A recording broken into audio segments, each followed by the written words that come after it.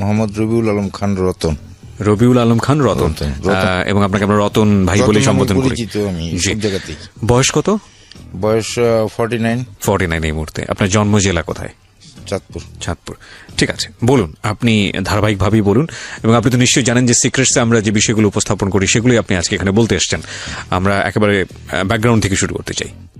আমার মা বাবার যখন বিয়ে হয় 5 থেকে 6 বছর যাবৎ আমার মা বাবার কোনো সন্তান হয়নি। 6 বছর না 7 বছর যাওয়ার পরে আমার জন্ম হয়, এবং এই সন্তান না হওয়া নিয়ে আমার মার উপরে মোটামুটি একটু মানে ফ্যামিলিগত ওই আমার দাদা দাদির পক্ষ থেকে, দাদা ছিল না, দাদির ইয়া থেকে একটু টর্চার ছিল, মানে একটু বিভিন্ন টাইপের কথা, গ্রাম্য কুসংস্কার কথা যেটা, এই টাইপের কথা টথা ছিল। যা করে পরে আমার জন্ম হয়। আমার আত্মীয় স্বজন যারাই আছে, আমার যখন জন্ম হয় সবাই আকাশের চাঁদ, এবং সবাই আমাকে স্টিল না হয় আর এখনো বলে যে আমি সোনার চামচ মুখে নিয়ে জন্ম নিয়েছি তখন। এবং আমি সবার খুব আদরে, আমার বাবা ছিল আমার দাদার বড় সন্তান, আমি আমার বাবার বড় সন্তান। যাই হোক, ওর পর থেকে জন্ম হওয়ার পরে তারা যেভাবে লালন পালন করছে, বড় হইতেছি, পড়াশোনা শুরু করলাম প্রাইমারি স্কুলে। স্যাররা খুব আদর করতো আমাকে, এবং আমি ক্লাস 1 থেকে এই ইয়ারটা তো একটু ছোটোর দিক দিয়ে যেটুক জানি মনে আছে ওইটুকু আমি সংক্ষেপে বুঝলা দিই। সেখানে মনে করেন ক্লাসে 1st, 2nd, 3rd এই 3-এর মধ্যেই আমার ইয়ে থাকতো, পজিশন থাকতো, কখনই হইতো না। কিন্তু প্রচুর দুষ্টুমি করতাম। প্রচুর দুষ্টুমির ইয়েতে আমার মা বাবার একটি ইয়ে ছিল, এটা ভুল ছিল না সঠিক ছিল আমি বলতে পারবো না, হয়তো ভুল ছিল বা হয়তো সঠিক ছিল। আমার উপরে অনেক মারতো আমাকে। আচ্ছা। প্রচন্ড রকম মারতো। কেউ যদি গিয়ে বিচার দিত। কে গায়ে তুলতো? আপনার বাবা? বাবা তো সপ্তাহে একবার যেত বাড়িতে। আচ্ছা। মা গায়ে তুলতো? মা তো তুলতো, আর বাবা ওই সপ্তাহে ওই 7 দিনের জের মনে করেন এক লোকে গিয়ে উঠাইত। এইরকম আর জিনিসটা ছিল। মানে আসলে যাচাই বাছাইও ঠিক একটা ইয়ে হইতো না। শুনছি বিচার আইছে, মার। কিন্তু পড়াশোনার জন্য আছে না, যে পড়াশোনা করে না এই জন্য ওরকে মারি, তা কিন্তু কখনো আমার মনে হয় না যে আমার বাবা মা কখনো আমার পড়াশোনার জন্য গায়ে দিচ্ছে। কিন্তু দুষ্টামির জন্য আমি প্রচুর মার খেয়েছি। করতাম, দুষ্টুমিও করতাম প্রচুর। আমি যে দুষ্টুমি করতাম না সেই জন্য খামাখা মারতো সেটা না, কিন্তু মারতো। কেউ বিচার দিলে প্রচুর মারতো। এখানে একটু কথা বলে রাখি, আমার ইমিডিয়েট ছোট যে ভাই, আমি 5 থেকে 6 হচ্ছে, ও 5-এ বৃত্তি দিতে যাবে। এই কথাটা কিরকম, এটা কি ওর ভুলে হয়েছে কি ওর ভুলে হয় নাই আমি জানি না, একটা মিস্টেক হয়েছে আমাদের ভাইদের মধ্যে।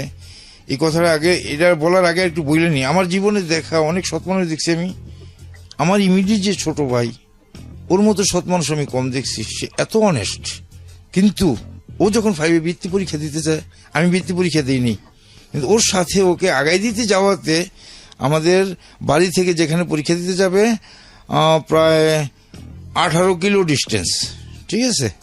বর্ষাকাল, নৌকা দেওয়া গেছি। কিন্তু এক পর্যায়ে আমি যাওয়াতেই ওরা করছে নাকি ও টাকা পয়সা হারিয়েছে, কিন্তু ও বাড়িতে বলছে যে রতন ভাই আমার টাকা নিয়ে আসছে, ঠিক আছে। আজও আমি বলতে পারি না, এটা কিন্তু প্রথম একটা আমার মনের ভিতরে, এখনো আমি বলতে পারি না যে আমি তো আমার ভাইয়ের টাকা আনিনি। আমার ভাই কিন্তু এই কথাটা বলছে, মানে ওর টাকা হারাই বলছে না জিদ্দে বলছে। ও আমার বলছে, ও বলতে চাইছিল যে রতন যাতে না আসে, কিন্তু আমি তারপরেও গেছি। ভাই গেছে পরীক্ষা দিতে, আমি গেছি। যাই হোক, আসলাম। আইসা এই কথাটা ওই ওর পরীক্ষা ইয়াতে আমার ভাই আমার চেয়েও ভালো স্টুডেন্ট ছিল আমার ভাইটা, এবং সে তার কথা আসবে পরবর্তীতে। ওখান থেকে আসলাম, আসার পরে এই আমার দুষ্টমি আরো বাড়তে থাকে, ইয়ে করতে থাকে। তখন আব্বা হঠাৎ করে ডিসিশন নিল ফ্যামিলি ঢাকা নিয়ে আসবে। বাবাও আসাতে চাকরি করেন, ঢাকা নিয়ে আসলো। ঢাকা আইনা আমি 7-এ ফরিদউদ্দিন সিদ্দিকী উচ্চ বিদ্যালয়ে আজিমপুর, ওখানে ভর্তি হলাম। পড়াশোনা করতেছি, রেজাল্ট হইতেছে। এর মধ্যে যখন 7-এ উঠি, আমার বাবার চালচলনটা এরকম ছিল, মানুষজন আমার বাবার চালচলন দেখলে আমার স্পষ্ট এখনো মনে আছে। আমার বাবা যখন বাড়িতে যেত না, গ্রামের 2-3 লোক আমার বাবার পিছনে ব্যাগ নিয়ে ঘুরতো। আগে গ্রামের সময় বলতো যে ডুলা, যে বাজারে মাছ টাছ কিনে, এগুলি নিয়ে ঘুরতো, এবং এটা বাস্তব সত্য কথা। সবাই মনে করতো যে আমার বাবার হয়তো রাগাতে 2-4টা বাড়ি করছে, ইয়ে করছে। কিন্তু আমার বাবা, আমরা বড় হয়েও দেখছি আমার বাবা মানুষকে খাওয়ায়া খুব তৃপ্তি পাইতো, মানুষজনরে ইয়ে করতো, এবং আচার বিচারও করতো। সেদিক দিয়ে আমি অনেকেরই আদরেও ছিলাম, ওই আবার অনেকে ভয়ও পাইতো অনেকটা আমাকে। ওই দুষ্টামি করলে অনেকে কেউ কিছু বলতো না, সে বিচার দিত। তো সেখানে আমার সমবয়সী আন্টিরা ছিল, ইয়ারা ছিল, সবাই মানে আমরা একসাথে সব চলাফেরা করতাম। জি। তো মাঝখানে আমার জীবনে আরেকটা এখানে বলতে হবে যে শিক্ষা আসছে। সেই শিক্ষাটা হলো কি, আমি ক্লাস 7 থেকে যখন 8-এ উঠি দেশ শিখেছি। আমার এক আন্টি আছে, খুবই সুন্দর, পরীর মতো সুন্দর। তখন কিন্তু এই যে ছাত্ররা প্রেম টেম করে, এটা কিছুটা তো নলেজে অবশ্যই আসছে। তখন কোন ইয়েতে, কোন বুদ্ধিতে, কেউ কারো বুদ্ধিতে না, কিছু না, কিন্তু আমার মনে আছে আমি ওই আন্টিকে এত সুন্দর, ওনার দেখে ওনার গায়ে হাত দিয়ে জড়ায় ধরতে চেয়েছিলাম, ঠিক আছে, যে উনি সুন্দর। সে আমাকে একটা থাপ্পড় দিছিল। তখন আপনি কিসে পড়ছেন বা বয়স্ক? ক্লাস 8-এ পড়ছেন। ক্লাসে 8-এ। মানে আপনার মনের মধ্যে উল্টাপাল্টা কোনো চিন্তা ছিল না? ওটা উনি সুন্দর, Just ওনার it- প্রেম প্রেম করে জাস্ট ওই হিসেবে আমি ওনার জড়ায় ধরবো, কিন্তু আসলে যে ভিতরে কোনো সেক্সুয়াল কিছু, এগুলি কিছু না। আচ্ছা। কিন্তু ওনাকে সুন্দর দেখে, এত সুন্দর, মানে লোভ সময় ওনার আমি জড়ায় ধরতে গেছি, সোজা হিসাবে, মানে সোজা কথা গায়ে হাত দিতে গেছি, ধরে ধরে এরকম। পরবর্তীতে কিন্তু উনি কিন্তু এই সাহসটা জীবনে পাইতো না, কারণ ওদের ফ্যামিলিটা কিন্তু হিসাবে অনেকটা আমার বাবার অনুদানে চলে। কিন্তু তারপরেও উনি আমাকে একটা থাপ্পড় দিছে। থাপ্পড় দিয়া ঠিক পরবর্তীটা রাত্রে ঘটনা করছে আমাদের বাড়িতে। আমরা বাড়িতে গেলে তখন সবাই আসে, তা আসলে আমি ওই সুযোগে, আমি হলো খানের ছেলে, ওই সুযোগ নিয়ে তাকে ইয়ে করছি। পরবর্তীতে উনি সকালে গেছি আর আমার জড়াই দিয়ে আদর করে কাঁদছে, তুই আমার গায়ে হাত দিলি কিভাবে, জানো সেটা কত বড় অপরাধ। উনি আমাকে এমনভাবে বুঝিয়েছে। সেই দিক থেকে মেয়েদের মানে এইভাবে গায়ে হাত দেওয়াটা আমি আজ অব্দি, আমি চারিত্রিক দিক দিয়া খুব রেসপেক্টের সহিত দেখি। ওকে। একেবারে যে দুধে দেওয়া তা না, এর মধ্যে গল্প প্রসঙ্গে আসবে। এর মধ্যে আজিমপুরে কিছু বন্ধু বান্ধব হয়ে গেল আমার। বন্ধু বান্ধব তখন তো এরশাদ বিরোধী আন্দোলনে, ঢাকা শহর সরগরম স্বৈরাচারী আন্দোলনে আমরা যে কোনো মিটিং মিছিলে দেখা যাচ্ছে 9 থেকে আরম্ভ করে 10 পর্যন্ত আমরা মানে যে কোনো মিটিং মিছিলে আগে হরতাল, কারফিউ, এর মধ্যে আমরা মিছিল টিছিল করিয়া বেড়াই। এই 8-9-এ থাকা অবস্থায়? 8-9 না, 9-10 বলতেছি। ওকে। তো মোটামুটি রেজাল্ট ভালো হয়, পড়াশোনা করতেছি, মাস্টার সব সাবজেক্টে রেখে পড়াশোনা করায়, বাসায় সবসময় 2-3টা স্যার আসতেছে, পড়তেছি পাশাপাশি। এর মধ্যে আমি 7 থেকে 8-এ উঠার পরে বন্ধুদের সাথে পলায় পলায় সিগারেট খাওয়া শিখে ফেলাইছি, ঠিক আছে। সিগারেট খাওয়া হয় প্রতিনিয়ত।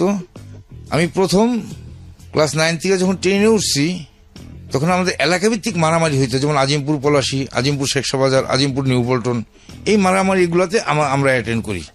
তো এক পর্যায়ে এলাকাভিত্তিক মারামারি করার পরে হঠাৎ করে সন্ধ্যার পরে মন টন খারাপ। তখন মনে করেন এই মারামারির অস্ত্র কি, হকি স্টিক, আর যাদের হাতে এই যে 7 গিয়ার আছে, এগুলি হইলো মানে লেটেস্ট আস্তে আস্তে বেরিয়ে যাচ্ছে তখনকার সময়টা বলতেছি আমি, আর ককটেল ফুটানো মশলা দিয়া। জি। তা আমাদের এক বন্ধু ছিল, ও ছিল আমাদের 2-3 বেচ সিনিয়র যারা ছিল ওদেরও বন্ধু ছিল, জি। কিন্তু আমাদের সার্কেলের সাথে ও মিশে গেছে। ও ছিল এগুলির সরবরাহকারীর মাস্টার, এই আচ্ছা। বোমের মশলা টসলা এগুলি মাস্টার ছিল। তো এগুলি আমরা ইয়ে করতাম। হঠাৎ করে ওদিন মন টন খারাপ, পলাশির সাথে মারামারি হয়েছে, করতে জানি ও গাঁজা নিয়ে এসে, সবাই মিলে বন্ধু বান্ধব গাঁজা খাইলাম। গাঁজা খাওয়ার পরে চকলেট খাওয়াইলো আমাকে, খুব একটা ইয়ে ভালোই লাগতেছে। এই প্রথম মনে হয় মানে সিগারেট তো খাইতেছি, বললাম যে 7 থেকে যখন 8-এ উঠছি তখন আমি টোটালি সিগারেট খাওয়া শিখছি। এবং আমার ক্লাস ফ্রেন্ডই 2জনে পড়ে আমার যেই বন্ধু হাসান সরোয়ার সুমন ঢাকার বড় দলীয় পোস্টে ছিল, আল্লাহ মারা গেছে স্ট্রোকেরা, ব্যস্ত নসিব করুক, দোয়া করি। আমি আর সুমন, ওর বাবা ছিল ডাইরেক্টর, খুব বড় অফিসার ছিলেন ওর বাবা, উনিও খুবই ভালো মানুষ ছিলেন, আমার পড়াশোনার ব্যাপারে অনেক অ্যাডভাইস করছে। তো সেখানে আমরা এই গাঁজা টাজা খাইতাম। হঠাৎ কইরা এই 10-এ উঠার পরে এই শুরু হইলো গাঁজা খাওয়া। এর মধ্যে মনে করুন 2 মাস 3 মাস এর মধ্যে আমরা কেমন জানি একটু গাছরা মাস্তান ভাবাই সবল শরীরের মধ্যে, আমরা এলাকার মধ্যে বড় বড় একটা কিছু হয়ে গেছি, আমাকেও কেউ কিছু বলে না। তখন ডিবির এসি ছিলেন আবু নওশাদ খন্দকার, উনি পরবর্তীতে আমার সম্বন্ধী হইছে, কিন্তু উনিও মারা গেছেন, আল্লাহ ব্যস্ত নসিব করুক। উনি ওই কলোনিতে ঢুকতো, তো কলোনি তো আজিমপুর সরকারি কলোনিতে থাকতাম, তো মনে করেন বিশাল বড় এরিয়া, অনেক ইয়ে থাকতো। ওই দেখা গেছে একটা ড্রেনের উপর দিয়ে রাস্তা আছে, রাস্তার পাশে সিঁড়ির মতো আছে, ওখানে বসে থাকতাম। উনি ঢুকার সময় মোটরসাইকেল নিয়ে ঢুকতো, তো ইচ্ছা করে দেখা গেছে গায়ে লাগাই দিত, লাগাই দিয়ে বলতো যে তোমরা এখানে না বসলে হতে পারে, মানে ওনার অ্যাডভাইসটা ছিল যে তোমরা এখানে বসবা না। কিন্তু এলাকায় উনি সিনিয়র হিসেবে থাকে দেখে ওইটুকুই বলতো, কিন্তু আসলে এর বেশি কোনো কিছু উনি করতো না, জিনিসটা ছিল এরকম। কিন্তু আসলে আমরা পাত্তা দিতাম না, দূর উনি ইচ্ছা করে ইয়ে করছে। যাই হোক, ওই পরে এটি করার পরে এইভাবে বড় হইতেছে। হঠাৎ কিরা এই গ্যাঞ্জাম ট্যাঞ্জাম করি, কোথায় কি করি, দেখা গেছে ইউনিভার্সিটিতে কিছু লোকজন বন্ধু বান্ধব হয়ে গেল আমাদের, যারা ইউনিভার্সিটিতে পরে অলরেডি আমরা ক্লাস 10-এ পড়ি, আমরা এরকম কিছু ছেলেদের সার্কেলের সাথে মিশে গেলাম যাদের ইউনিভার্সিটিতে যাতায়াত আছে, তোদের সাথে ঘুরি গাড়ি করি। এবং আমাদের কাছে ওই 7 গিয়ারের পরবর্তী সময় যেগুলি আসে, প্রথম রিভারওয়াল আসে, অস্ত্র সরবরাহ আরম্ভ হইল। যাই হোক, তো সেখানে মনে করেন আমরা এই গাঁজার সাথে সাথে মদ খাওয়া শুরু করলাম। এর মধ্যে আমার আবার আরেকটা হইল কি, আমার বাবা ওয়াসায় চাকরি করতো, ওয়াসায় চাকরি করার সুবাদে আমরা কিছু প্রাইভেট কাজকর্ম করতো আমার বাবা। সেই কাজকর্মগুলো আমার বাবা আমাকে শিখাইছে। যেমন আপনার বাড়িতে একটা পানির লাইন দিবেন না, এই পানির লাইনটা কিভাবে কানেকশনটা নিবেন, অফিসিয়াল কাগজগুলো এনে দিতে, আর বাকি কাজগুলো দেখা যাচ্ছে আমি করতাম, ম্যাক্সিমাম কাজই আমি করতাম। এবং সেই কাজগুলোতে বুঝছেন প্রচুর টাকা পয়সার কোনো সমস্যা নেই। আমার ফ্রেন্ড সার্কেলে দেখছেন আমার বাবা ছিল 4র্থ শ্রেণীর কর্মচারী, আর ম্যাক্সিমাম ফ্রেন্ডের বাবারাই ছিল 1ম শ্রেণীর অফিসারের ছেলে। ঠিক আছে, এখানে আমার একটু দুর্বলতা আছে, কিন্তু টাকা পয়সা খরচের দিক আমার বাবা আমাকে একটা জিনিসই বলতো, বাবা পড়াশোনা ঠিক করে করবা, তুমি যা চাইবা তুমি তাই পাবা। এটা কিন্তু আমার বাবা আমাকে বলতো। আমি বলতাম যে না, পড়াশোনার জন্য চিন্তা করি। কিন্তু ওই যে সময়ে গা ভাসানিতে হঠাৎ করে ট্রেনে যখন টেস্ট পরীক্ষা হয়, ফার্স্ট টার্ম সেকেন্ড টার্ম পরীক্ষা দিয়েছি, টেস্ট পরীক্ষা যখন হবে, টেস্ট পরীক্ষা আমরা দেইনি। তা টেস্ট পরীক্ষা না দেওয়া মানে কি ঢাকা সিটিতে ফর্ম ফিল আপ হবে না, ও মেট্রিক পরীক্ষা দেওয়া আমার হচ্ছে না। এমন একটা পরিস্থিতিতে যখন টেস্ট পরীক্ষা শেষ, ফর্ম ফিল আপ চলতেছে, ওই টাইমে আব্বা কি করে জানি খবর পাইছে যে তোমার ট্রেনে মেট্রিক পরীক্ষা দিবা, ফর্ম ফিল আপ চলতেছে, তোমার যে কোনো খবর নেই। আমি আব্বা বললাম যে আব্বা আমি তো টেস্ট পরীক্ষা দিই নাই, আমার ফর্ম ফিল আপ করবে না। টেস্ট পরীক্ষা কেন দেও নেই, আমি কেন দিই সেটা উত্তর তো নাই, দেই নেই, দেওয়া হয় নাই, এখন তো ফর্ম ফিল আপ করা যাবে না। আব্বা কি করলো, আমাদের স্কুলে গভর্নিং বডির চেয়ারম্যান যে ছিল, সাবেক সিটি কর্পোরেশনের কমিশনার জিন্না কাকা, আব্বার ঘনিষ্ঠ বন্ধু ছিল, উনি ছিল আমাদের স্কুল কমিটির চেয়ারম্যান। আরেক আমাদের পাড়ার বড় ভাই বধু ভাই, যাদের ইয়াতে আমার হয়তো পড়াশোনাটা হয়েছে, তখন যদি তারা এটা না করতো আমার মেট্রিক পাস করা হইতো না। তারা বললো তোর টেস্ট পরীক্ষা তোর ফর্ম ফিল আপ করাই দেবো আমরা, তোর পাস করতে হবে। আমাকে আপনারা যদি, আমার তো হিসাব একটাই যে ফর্ম ফিল আপ করাইতে পারবে না। আমরা এখানে একটা বিরতি নেব। প্রিয় শ্রোতা, আপনারা শুনছেন সিক্রেটস এর আজকে 40তম পর্ব প্রচারিত হচ্ছে এবং গেস্ট হিসেবে আছেন রতন। এই ফাঁকে আপনাদেরকে বলছি, যারা এই অনুষ্ঠানটি ইউটিউব থেকে শুনতে চান, আমাদের ইউটিউব চ্যানেলে সিক্রেটস এবং জীবন গল্পের প্রতিটি এপিসোড সেখানে দেয়া আছে, এবং আপনি চাইলে ওখান থেকে বলুন। তখন তারা কি করলো যে ফর্ম ফিল আপ করাই দেবো, পাস করতে হবে। এখন তারা কিভাবে ম্যানেজ করে ফর্ম ফিল আপ করাবে, এখন তো মাথা নষ্ট। কিভাবে পাস করব, ফর্ম ফিল আপ করাই ইচ্ছাছে আমাদের। স্কুলের এক স্যার তো বইলেই বললো যে রতন পাস করবে না। রতন স্কুলের মধ্যে এই ক্লাস 10 ওইটা মনে 3 মাসেও ক্লাস করে নেই, রতন পাস করে কি কইরা। যখন ফর্ম ফিল আপ করাইতে গেছি গার্জিয়ানরা জিনাদার সামনে, স্যারে এই কথা বলো, আমি স্যারে বললাম স্যার আমি তো বেয়াদবি করি না, আপনার দোয়া করেন পাস করবো দেখি।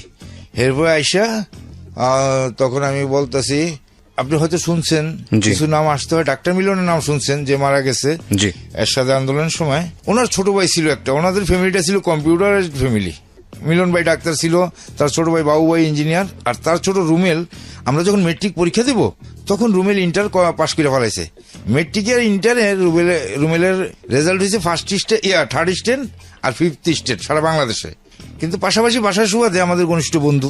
এখন আমি আর ওই যে বন্ধু বললাম যে সিগারেট খাওয়া শিখছি, সুমন, দুইজনে গিয়া রুমেলে ধরলাম, তুমি তো এত ভালো স্টুডেন্ট, পড়াশোনা তো আমরা পারি, এখন সামনে তো সময় আছে 2.5 মাস, আমরা এই ফর্ম ফিল আপ করে দিচ্ছি। ফর্ম ফিল আপে যদি পরীক্ষা পাস করতে না পারি, বধু ভাই আবার আমাদের এমনই পাড়ার বড় ভাই ছিল, উনি কারোর উপরে রাগ করলে ওরে মারতো, প্রচুর মারতো। আর ওনার মায়ের ডর, ওনার মায়ের কিছু সিস্টেম আছিল, ওই সিস্টেমটাকে আমরা ভয় পাইছি। আর রুমেলের কাছে আমাদের কথা হলো, রুমেল তুমি এমন একটা রুটিন করে দাও যাতে আমরা পাস করতে পারি। কোনো ব্যাপার না, তোমরা দৈনিক 5 ঘন্টা পড়াশোনা করতে হইব, পারবা? আমরা পারবো। ঠিক রুমেল আমাদের 5 ঘন্টা একটা রুটিন করে দিল। ইভেন কিছু সিস্টেম দেখাই দিল যে এই পড়াগুলো এইভাবে পড়ে রেকর্ডিং করবা, রেকর্ডিং করে আবার তুমি শুনবা, ওইটা তোমার আরো তাড়াতাড়ি হবে। কতগুলো সিস্টেম দেখা দিল। আমি মেট্রিকে আর্টসের থেকে পরীক্ষা দিলাম, 581 নম্বর পাই পাস করলাম, হায়ার সেকেন্ডারি বিশাল ভালো নাম্বার। রাতে 3টার সময় রেজাল্ট আনছি, 3টার সময় আজিমপুরের ভিতরে বোম টোম ফুটানো শুরু হয়েছে। রাতে 3টার সময় কিছে রতনা সুমন পাস করে ফেলাইছে। সকালে পাড়ার বড় ভাই, পাড়ার বড় ভাইয়ের এক একজনে ডাকে, এই মিষ্টি খাওয়া যায়, মিষ্টি খাওয়ার টাকা লইয়া যায়, হ্যান তেন, মানে সেরকম একটা বিধিকিচ্ছির অবস্থা। পাস করার কথা গিয়ে আগে আমি আমার ওই স্যারকে সালাম করলাম, যে স্যার বলছিল পাস করতে। আপনি এসএসসি পাস করলেন তাই তো? জি। পাস করার পরে কলেজে ভর্তি হব, যেহেতু মিছিল মিটিং করি, দলীয় মিছিল মিটিং। কোন কলেজে ছাত্র সংসদ আছে সেই কলেজ খুঁজতেছি, সেই কলেজে ভর্তি হব। ঢাকা কলেজে ট্রাই করলাম, চান্স পাইলাম না। সিটি কলেজে ট্রাই করে চান্স পাইলাম, কিন্তু সিটি কলেজে ছাত্র সংসদ নাই। পড়ছি বিপদে, শেষ পর্যন্ত আয়া পাইলাম মোহাম্মদপুর কমার্শিয়াল কলেজ, যেটাতে ছাত্র সংসদ আছে। যেই কথা সেই কাজ, সেখানে ভর্তি হইলাম। সরকারি কলেজ, অ্যাকাউন্টিং এ ভর্তি হলাম। মেট্রিক পাস করলাম আর্টস থেকে, ওখানে অ্যাকাউন্টিং ভর্তি হলাম। ফার্স্ট ইয়ার থেকেই মানে ওখানে তো ইন্টারমিডিয়েট ডিগ্রি কিছু নাই, তো ফার্স্ট ইয়ার থেকে যদি সেকেন্ড ইয়ার থেকে জিএস বিপি হয়, ফার্স্ট ইয়ার থেকে জিএস হয়। সংসদের নিয়ম তো এরকম। আর যদি ক্যান্ডিডেট না থাকে তাহলে সিলেকশনই হয়ে যায়।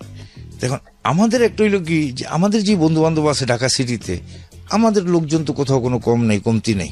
আমরা ওই যে বললাম না একটা জিনিস কি, আজিমপুরের জায়গাটা, আজিমপুর থেকে আমরা ঢাকা মেডিকেলে যাইতে পারতেছি 3 টাকা রিক্সা ভাড়ায়, নিউ মার্কেট যাইতে পারতেছি 3 টাকা, ইউনিভার্সিটি, মানে আমাদের এই ভালো ভালো জায়গাগুলোতে আমাদের যাতায়াত, এখানকার ভালো ভালো শিক্ষিত ছেলেপেলেদের সাথে আমাদের একটা চলাফেরা। তা অন্যান্য জায়গায় থেকে আমাদের একটা সম্মান আছে। ঢাকা সিটির যে কোনো জায়গায় যে আজিমপুরের কথা শুনলে আমাদের একটা আলাদা সম্মান আছে, রেসপেক্ট আছে। সেখানে মোহাম্মদপুরে এসে এডমিশন নিয়ে প্রথম এই রাজনীতির ক্ষেত্রে পড়াশোনা তো বরাবরই বললাম, ছাত্র হিসাবে খারাপ কোনো কালেই ছিলাম না। নির্বাচনে আসলো, ফার্স্ট ইয়ারতে সেকেন্ড ইয়ার পরীক্ষার আগে নির্বাচন হবে। তো ক্যান্ডিডেট যখন ঘোষণা হইলো, আমিও একজন। আর ওরা তো মোহাম্মদপুরের স্থানীয় আছে ছেলেরা, ওরা বিপিজিএস, আবার আরেকটা আছে এখানে ছাত্র পরিষদ, বাংলাদেশ বাণিজ্যিক মহাবিদ্যালয় ছাত্র পরিষদ, এরকম 3-4টা ভালো ভালো 3টা পোস্ট আছে। তা আমি জিএস করছি।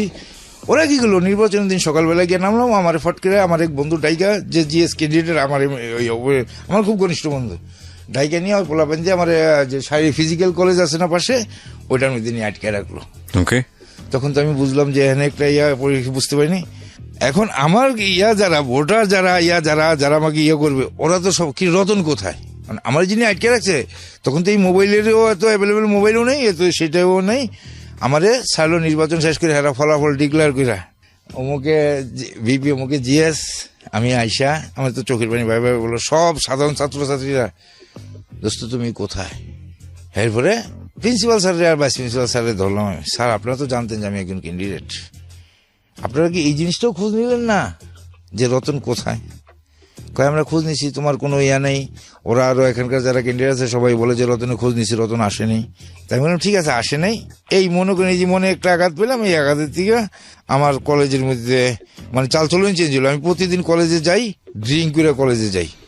ওকে, আপনার ভিতরে যে চেঞ্জেস গুলো ক্লাস 7-8 থেকে আমি দেখতে পাচ্ছি, এগুলো নিয়ে আপনার ফ্যামিলি আপনাকে নোটিশ করতো না? আপনার ফ্যামিলিতে বুঝতো না যে ছেলেটা অন্যদিকে চলে যাচ্ছে, ডিরেইলড হচ্ছে? আমার বাবার একটা ছিল কি, আমার বাবা কিন্তু একটু কম শিক্ষিত ছিল, ঠিক আছে।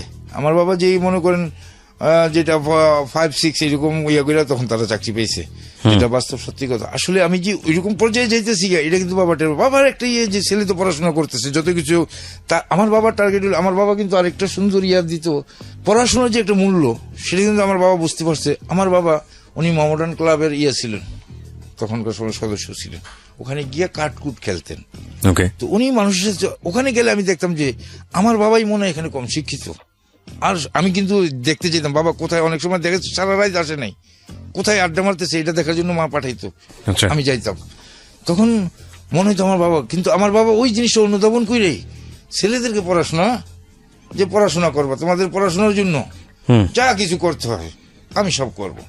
তখন আমি কলেজে গিয়া এমনও করছি, মোরসালিন স্যার ছিল, উনি যদি হয়তো আমাকে মাফ করে আমি মাফ পাবো, স্যারের সাথে বেয়াদবি করছি। প্রথম আরেক সাত্তার স্যার ছিল, যে বইটি আমাদের কমার্শিয়াল কলেজে কিছু বই লিখতো, উনি বই লিখে উনি করে কমার্শিয়াল কলেজে ওখানে বিক্রি হইতো এইসব বইগুলো।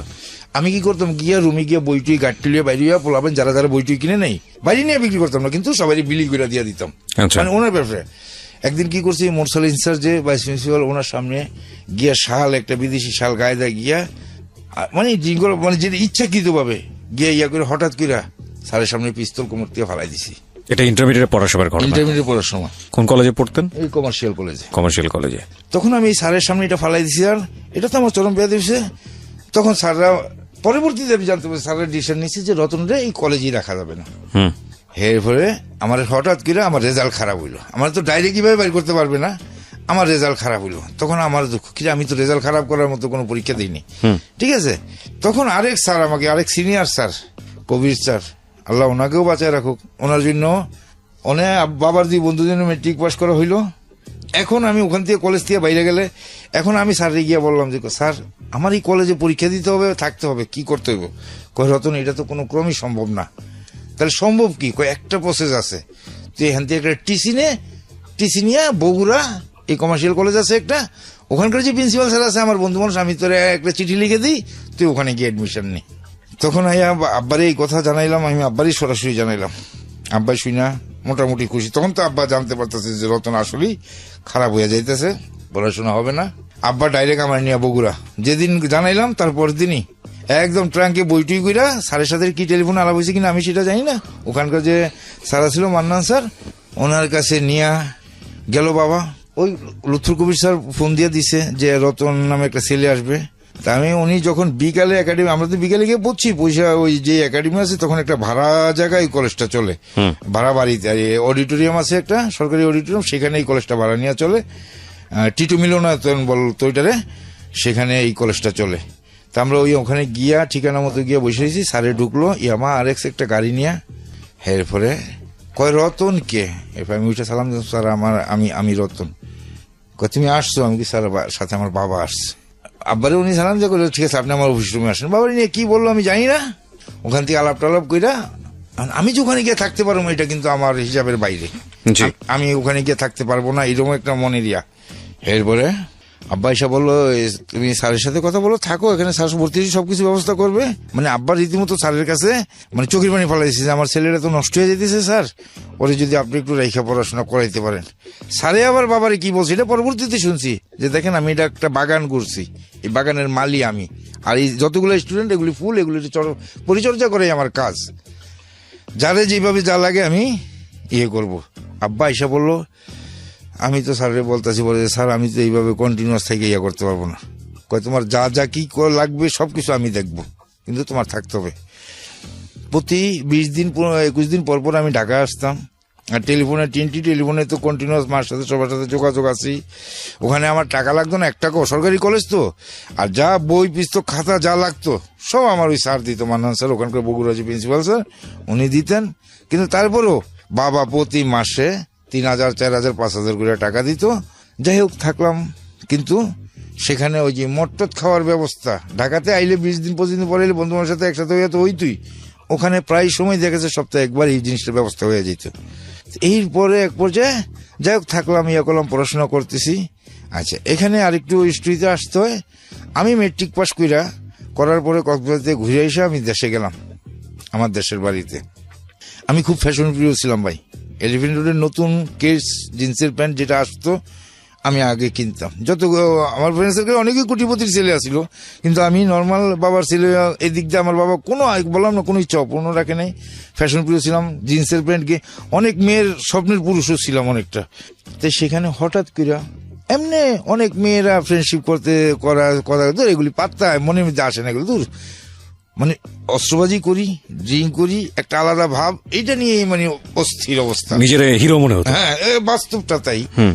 তো অবস্থায় বাড়িতে গেলাম, বাড়িতে গিয়ে আমার গ্রামের যেদিক দিয়ে ঢুকতে হয়, গ্রামে ঢুকতে গিয়ে আমাদের এক ভাতিজি সম্পর্ক, ওর বিয়ে। আচ্ছা টের পাইলাম বিয়ে। তো হঠাৎ করে সেই ভাতিজা আছে একটা, ও আইসা, আমি কইলাম নুরজামাল বিয়ে কার? কয় কাকা আমেনা আপার বিয়া।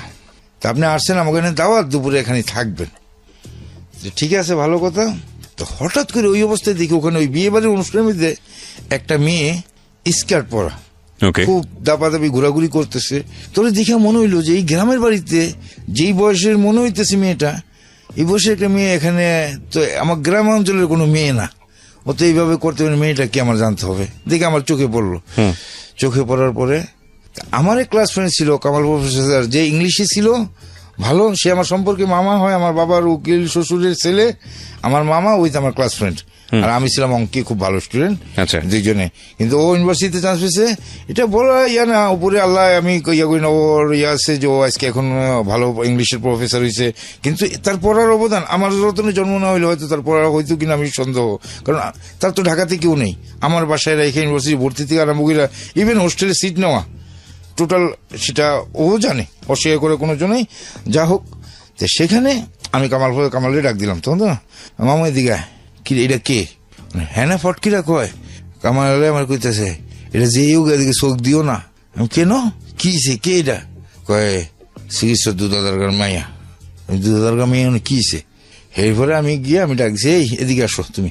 আমি ঢাকা সিটিতে চলি, মূল রাজধানীতে চলি, ইউনিভার্সিটিতে ঘুরাফিরে করি, আর এনে আমার ও বলে যে ওকে চোখ দিস না, আমার গেল রাগ দুইটা।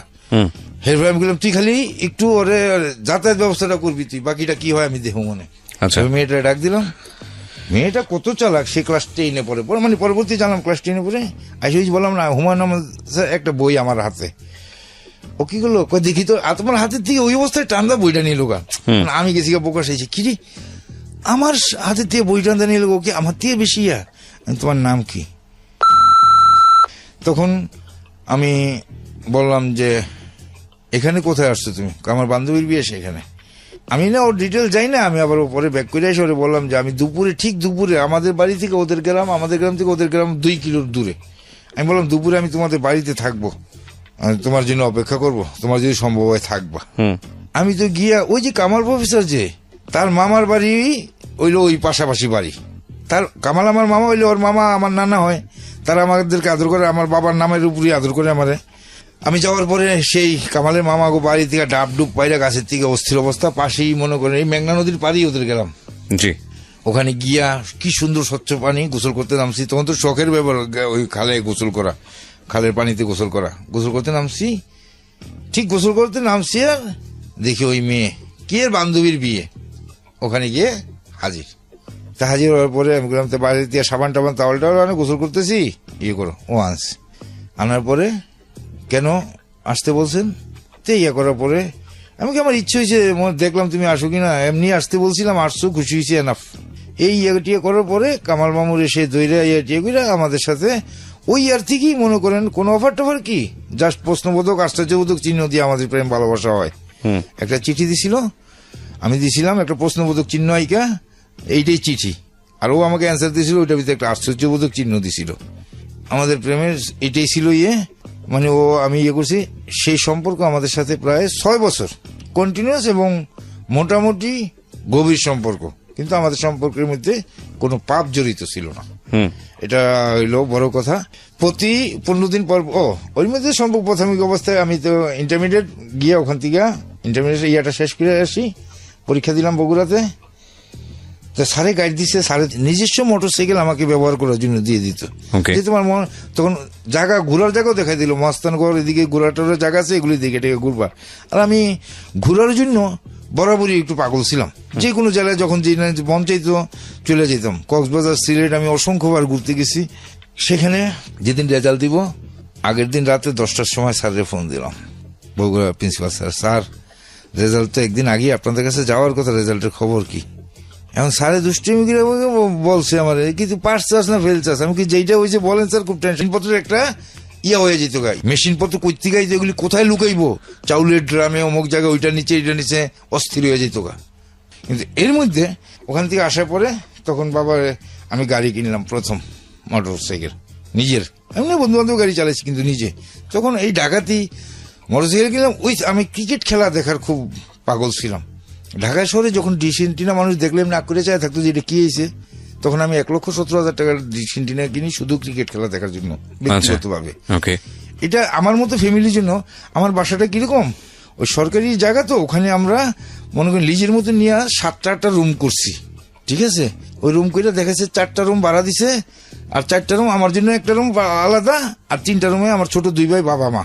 আচ্ছা, এইভাবে হঠাৎ করে একবার আমার এক বড় ভাই আমার নামে একটা কমপ্লেন তুললো, ওই যে ড্রিঙ্ক করি।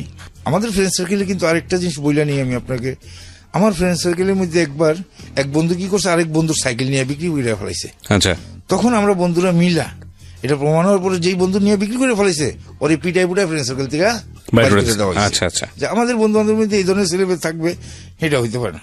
ঠিক তার কিছুদিন পরে ইন্টারমিডিয়েট পাস করে আসলাম, কিছুদিন পরে হঠাৎ করে আমার নামে কমপ্লেন উঠলো কি আমি রাত্রে ঠেক দিই, মানে পিস্তল থেকে জিনিসপত্র মানুষজন গেলে পিস্তল কি যে কোনো অস্ত্র থেকে আমার টাকা পয়সা মানুষের দিয়ে নিই।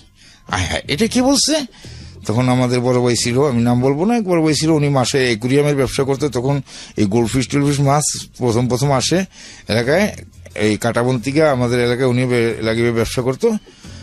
এইটা নিয়ে আমাদের যেই বন্ধু বান্ধবরা সবাই আরেক বন্ধুর পিঠা বের করতেছি, হেরাই হকি স্টিক নিয়ে অগ্রণী বিদ্যালয়ে আছে না, নাম তো অবশ্যই শুনছেন, জি। কারণ খুব নাম করা বিদ্যালয়। এই অগ্রণী বিদ্যালয়ের ভিতরে রাত্রে 9টার সময় আমাকে হঠাৎ কি ইমার্জেন্সি কল, বড় ভাইরা, ইমিডিয়েট বড় ভাইরা, বন্ধু বান্ধবও আছে। আচ্ছা, এর মধ্যে হকি স্টিক ভিতরে নিয়ে অস্থির যে রতনের পিঠে আড্ডি উঠে ভেঙে ফেলাইব। কি করব আমি তো আর কিছু জানি না।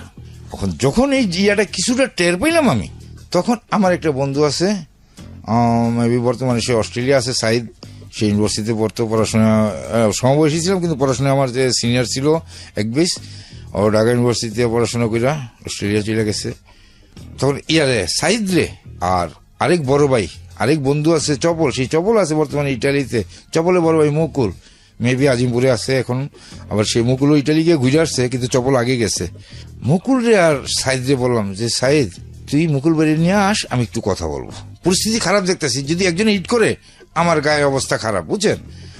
তখন আমি সাইদ রে বললাম, সাইদ যেটুকু টের পেয়েছি আসলে ঘটনাটা কি, কয় এই ব্যাপার।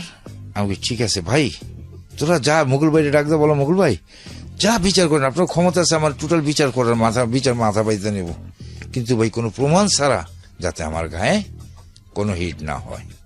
কয় ঠিক আছে যা, আমাকে একটু সিকিউরিটি দিচ্ছেন। তখন আমি একটু রিল্যাক্স ফিল করছি, কারণ আমি যেটা করিনি সেটা প্রমাণ হবে কোত্থেকে।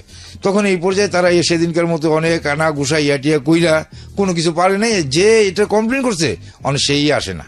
তখন পরে বলছে যে রতন দেখছি রাত্রে 12টার সময় মদ খেয়ে ঘুরে এক জিনিস, আর ঠেক দিয়া জিনিসপত্র নেওয়া এক জিনিস, ফার ডিফারেন্স তো পারে নাই, এইলো ব্যাপারটা। তাই সেখানে মনে করেন এই ধরনের একটা কমপ্লেন আসা শুরু হইলো। জি। আমার বাবা যেহেতু ওয়াসায় চাকরি করতো, এই স্যানিটারি ব্যবসা আমাকে পরপর 2বার দিয়ে দিছে। আচ্ছা, 2বারই আমি দোকান একদম বেনিশ করে দিছি। বাবা বুঝে দিয়েছে, কিন্তু ওই যে গেতা ধরে বসে থাকা বেচা কিনা হয় না। বাবা বলতো যে তোমার 11 মাস বসে থাকতে হবে, স্যানিটারি ব্যবসা হবে 1 মাস, তুমি ওই 11 মাসের ব্যবসা 1 মাসে করবা। কিন্তু শুনি নাই, ভাল লাগতো না, ওই দোকানের জিনিস বাইরে বিক্রি করে খেয়া ফেলাইছি, এসার টাকা নাই, পাইপ 100 ফুট বিক্রি করলে 2000 টাকা হিসাব পড়ছে, নিয়ে এইভাবে টাকা পয়সা নষ্ট করতেছি, কিন্তু এই টাকা পয়সাটা ভাঙে, কিন্তু আমি তখন ইনকামও করি অনেক। এর মধ্যে করে যাইতেছে ডিগ্রিতে, ইউনিভার্সিটিতে পড়বো, বহুত আশা নিয়া, সর্বোচ্চ বিদ্যাপীঠের সর্বোচ্চ নেতা যারা, তাদের সাথে চলাফেরা ওঠা বসা, বড় নেতা ডাকসুর ভিপি, দলীয়, আমার কথা যারা শুনতেছে তারা অবশ্যই বুঝবে যে দলীয় পর্যায়ে আমি কোন দলের ইয়াতে ছিলাম, এটা কথাই বোঝা যাবে। তখন বললাম ভাই, দেখা যাচ্ছে বাইরের ছাত্রই না, টাকার বিনিময়ে ছাত্র যে ভর্তি হয় ঢাকা ইউনিভার্সিটি, এটাও সত্য কথা, যার জলজন্ত প্রমাণ। আমি এটা ইউনিভার্সিটি খাটো করবো না, কিছু থাকে করে নেতারা কিছু 2-1টা ছাত্র ভর্তি করতে পারে না, সেটা নিয়ে তো আমরা দেখছি ভুয়া ভর্তি নিয়ে আমরা পত্রিকার রিপোর্টও দেখেছি। হ্যাঁ, সেই ছাত্র, কিন্তু আমার তো হিসাব ছিল যে আমার নেতায় তো আমার ভর্তি করে রাখবো। এখন যা তো যখন তাদের কোঠা শেষ, তখন আমি বললাম ভাই আমার ভর্তির কি হইলো, কয় তোর এটা তো এবার হবে না, তুই আগামীবার ভর্তি হইস। আমি কি ভাই, আমার বাবা তো খুব নিজেও গরিব, আমার বাবা বড় লোক না যে আমার 1 বছর বসায় খায় ইউনিভার্সিটি পড়ানোর জন্য বসায় খাওয়াবে, এইটা সম্ভব না ভাই। যে অবস্থায় গেল, আমি একটু আসলাম বুদ্ধি করে গিয়া, আমি ধানমন্ডি 4 নম্বরে মালিকা সায়েন্স ডিগ্রি বিশ্ববিদ্যালয় একটা কলেজ আছে, ওখানে গিয়ে ডিগ্রিতে এডমিশন নিলাম। আচ্ছা, তখন এডমিশন নেওয়ার পরে আমাদের এডমিশনটাই ছিল ঢাকা বিশ্ববিদ্যালয়ের অধীনে শেষ বেস। পরবর্তীতে যারা ডিগ্রি পাস করছে আমাদের পরে 92-93 পরে যারা পাস করছে সবাই জাতীয় ইউনিভার্সিটির আন্ডারে, কিন্তু আমরা 91-90-91 শিক্ষাবর্ষে যারা ছিলাম তারা ঢাকা ইউনিভার্সিটির আন্ডারে। আমি কিছু ডকুমেন্টসও আনছি, পড়াশোনার ডকুমেন্টস। সমস্যা নেই, আপনি বলুন, আমরা বিশ্বাস করি আপনাকে। জি, আমার ডকুমেন্টস আমি নিয়ে আসছি, বিশেষ করে পড়াশোনার ডকুমেন্টস গুলো ওখানেই ভর্তি হইলাম। যাক, এই ইউনিভার্সিটিতে পড়ার আশা হইল না, কিন্তু ইউনিভার্সিটিতে মনে করেন আমরা রেগুলার নিয়মিত ছাত্র যারা, তাদের চেয়ে পাওয়ারফুল অবস্থায় আমরা থাকি। আচ্ছা, হলে সিট নিয়া এই অসুবাজি 2 হলের ভিতরে, জসীমউদ্দিন হলে, বঙ্গবন্ধু হলের মধ্যে ছাদের ভিতরে গোলাগুলি হইতাছে, এক পক্ষ করতেছে 20 জন, আমরা অপোজিশন পক্ষ করতেছি 40 জন, এরকম গোলাগুলি ইয়েটিয়া অনেক কাহিনী। সেখানে ওই যে আমার যে গার্লফ্রেন্ড সম্পর্ক হইল, ওর কি মানে চিঠিপত্র দেওয়ার ওই চিঠিপত্র আসতো সব ইউনিভার্সিটি হলের ঠিকানায়। আচ্ছা, কিছু বন্ধু বান্ধব ওর চিঠিপত্রের কিছু পড়তে, বন্ধু বান্ধব পয়সা শোনাইতাম, কোনো ব্যাপার না, ওরে দেখার জন্য সব মাথা নষ্ট হয়ে গেল। ওই যে আমাকে অগ্রণী বালিকা বিদ্যালয়ে নিয়ে ঢুকাইছিল, সেখানে এক বন্ধু সাইদ, এই সাইদ ছিল আমাদের বুদ্ধিদাতা গুরু ফ্রেন্ড সার্কেলের মধ্যে। জি, আমরা ভালো স্টুডেন্ট ছিল, সেখানে ওকে ফলো করতাম। সেই সাইদ গুলো আমি মমতারে দেখতে যাবো, আমি চল। ওর নিয়ে যখন দেশে আসলাম, তখন তো মমতা ইন্টার পরীক্ষা দিয়ে ফেলেছে। বিশ্বাস করবেন না ভাই, দেশে আমাদের তখন বেরিবাদ হয়েছে, জি। অষ্টাশি পরে বেরিবাদ আমাদের এই এরশাদ যে বেরিবাদ করে দিয়ে গেছে, যেখানে যার ধরুন আজকে আমাদের এখানে বাংলাদেশের মনে হয় ঢাকার পরে যদি কোথাও জিনিসপত্র যে কোনো খাবার দাবার তরি তরকারি গাড়ি ভাড়া সব জিনিসের দাম আমাদের এখানে এই মতলবে বেশি, Okay. সবচেয়ে সারা বাংলাদেশে, এটা আমি বলবো নির্দ্বিধায়। কারণ অনেকে গ্রাম দেশে অনেক জায়গায় 40 টাকা কেজি দুধ পাওয়া যায়, কিন্তু আমাদের এখানে 80 টাকার নিচে কোনো গরুর দুধ নাই। ঢাকাতেই 80 টাকা কেজি পাওয়া যায় সচরাচর, আমাদের এখানে এরকম কোনো তরকারি 50 টাকার নিচে কোনো তরকারি নেই। তো সেখানে ওই বেরিবাদের উপরে রাত্রে গেছি আমরা ইউনিভার্সিটির বন্ধু আমার সাইদ গেছে আমার সাথে, আমার লাভারের সাথে দেখা করবে। তো সেখানে বেরিবাদ যে তৈরি করছি, বেরিবাদের ওইটা গ্রাম আরল গাছ বলে, বেরিবাদের পাড়ে সমান এলাকায় রাখে, বুঝছেন। তোর গিয়া বললাম, কিন্তু এর মধ্যে তো ওর সাথে আমি দেখা করতে যাই, কলেজে গিয়ে দেখা করতাম, নৌলক্ষণের ছেলে দেখা করবো, কেউ কিছু কোয়ার মতো নাই। আর আমরা তো অনৈতিক কিছু করতাম না যে আমাদের এটাতে বাধা দিবে, কারণ আমরা পাপের কিছু করলে কেউ আমাদের ক্ষতি করতে পারবে। তা আমার সেই সৎ সাহস নিয়ে করতাম। তো ওদের গ্রাম থেকে অনেকে চেষ্টা করছে যে আমার আইটকে একটা একসাথে করে পাইয়া অনেক কিছু করবে, কিন্তু সেই সুযোগটা আমি দিইনি। আমার বন্ধু, যেই বন্ধু আমাদেরকে বুদ্ধি দিয়ে চালাইতো, সেই বন্ধু গিয়া ভয় পাইছে। ও যখন রাত্রে দেখা করতে আসছে 9টার সময়, ওদের বাড়িতে যখন বেরিবাদের আসতে হয়, আসছে আর না হইলো 20 থেকে 30টা টর্চ লাইট, বড় বড় গ্রামের টর্চ লাইট সমান লাইট মেরে উঠছে। ও তো দীক্ষা করে রতন আমি এখন টাকা যাবো, আমি এখন টাকা যাবি কই থেকে, এখন টাকা দিয়ে তুলে পার্সোনাল কোনো স্পিড বোর্ড আনতে হইব, নাহলে কোনো কিছু এটা পাওয়া যাবে না, কয়নি আর থাকতাম না।